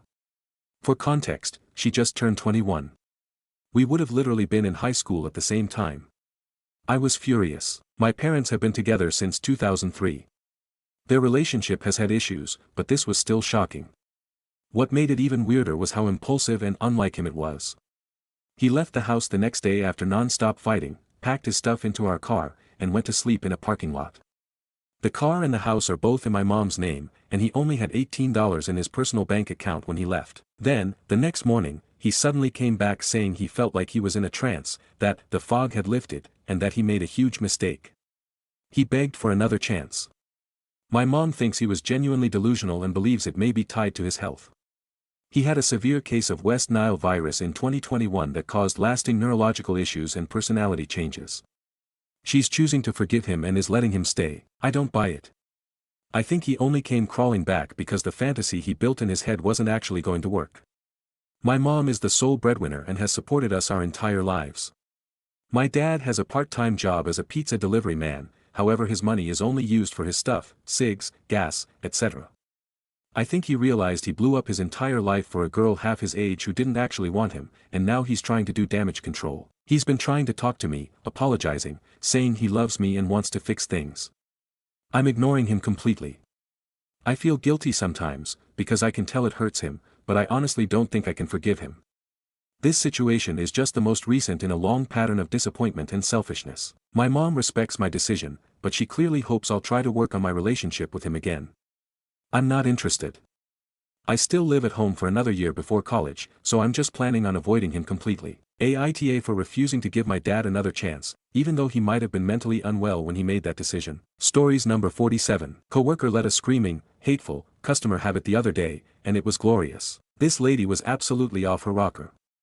She was frustrated for not understanding that adding a new car with full coverage, when she had only liability with the previous car, increased the premium significantly. She was very old and it was actually her 24-year-old adult granddaughter's policy that she apparently pays for. She also didn't understand we switched the cars out on the existing policy that runs from April to October. She had it in her head that new car equals new policy and thought her new policy term was June to December. My coworker and I were trying desperately to explain the prorated bill, and the cars were simply switched out on the existing policy, as best we could. But she kept literally screaming at us, interrupting us, and so on. There was one point I was in the middle of calmly explaining the bill and she out of nowhere screamed, "Stop talking and listen to me." That's when I put her on speaker and my coworker intervened. She did the same thing to her, kept screaming, wouldn't let my coworker get more than 2 words in. Finally my coworker, having enough, said, "You are the one that won't be quiet long enough for us to explain this to you. You are the one not listening, and that's why you're not understanding. Also, this is your adult granddaughter's policy. She should be calling us, not you. You can stop screaming at us and stop being hateful or we are not helping you anymore." The customer bites back with, "I'm the customer. You will not talk to me like that. Where is your boss? I want to talk to them." Coworker says, "It's me. I'm the boss right now." I don't remember the rest. But eventually we gave up trying to help her over the phone. So my coworker emailed her a copy of her billing breakdown, that included the increase from the policy change, and left her a voicemail to look in her emails for said breakdown. We ignored her attempts to call us back after that. She was absolutely psychotic. What I wrote wasn't even the half of the conversation. She spent at least 10 minutes screaming at the top of her lungs at me before my coworker came over. I don't know what universe she's in where she thinks it's okay to literally scream at, and constantly talk over reps who are desperately trying to help. And we just have to take it because she's the customer. But that's not how we roll. Our boss, if she was there, would have bit back as well. In fact, she'd have been even less nice. Stories number 48. I stole from McDonald's back in the late 1990s when I worked there. It's not that this bothers me ever but thought I would confess, as I have never really come clean about it. I worked at McDonald's from 1996 to 1999. I worked for 2 years in grill and became a crew member and eventually made my way to closing manager at 18 years old. My first year in when I was still in the grill, they were doing their Monopoly promotion. One day when I was in the back smoke area, this was the 90s, in the stock room and I propped open the back door and ended up taking one full box of Monopoly hash brown wrappers and put it in my car. I never got caught, and a few weeks later, I remember the store manager mentioned to another manager that they think something is missing, but nothing came of it. That box, if I remember correctly, had 4 individual boxes inside with a total of 5,000 hash brown sleeves. I sat in my room for the next few days, peeling every one of them. Unfortunately, I did not win anything crazy but I had over 400 free extra value meals. 100s or free sandwiches and breakfast stuff. 100s of free drinks and ice creams, etc. I was in 10th grade in high school at the time, and for the next few weeks, I would randomly hand them all out to others. Stories number 49. Aita because I told my ex-husband he can't get a new dog until I move out. So my, F31, ex-husband, M33, just broke up in March of this year. I won't go into details about it but he sprung it on me quite suddenly. We just bought a house together a little over a year ago and we've both been living there in the meantime while I look for a new place to live and our lawyers figure out the financial details. I'm not particularly attached to the house so I don't mind moving but it takes time. I currently have one 14-year-old Chihuahua mix who was my dog before I met my ex-husband so I will be keeping the dog with me. Ex loves dogs and spoke a lot about wanting to get another dog. He even showed me specific other dogs he had been considering just a few weeks before he dumped me. He now tells me that one of the reasons he wanted another dog so bad was that he could have a dog that was just his. He recently sent me a message asking if it would be okay for him to get another dog soon, while I'm still in the house. I told him no because he works quite a bit and I don't have a day job, I'm an artist, so I'd be the one at home all day taking care of this new dog.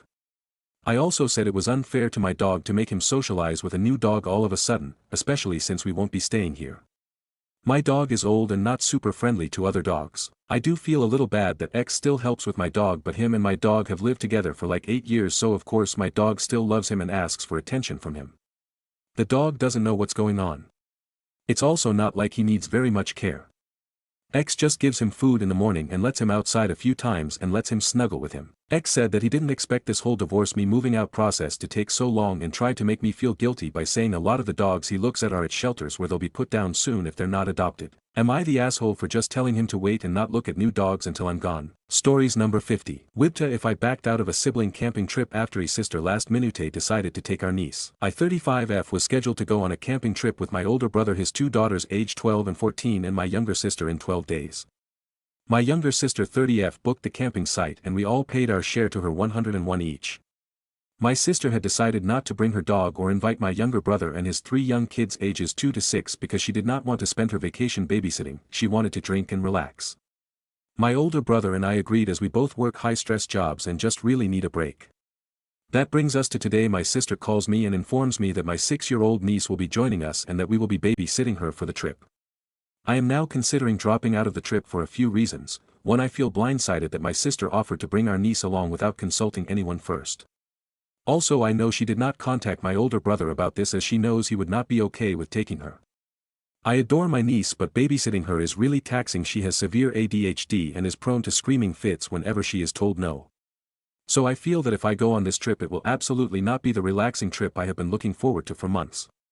Would I be the asshole if I tell my sister I will not be joining them for this trip?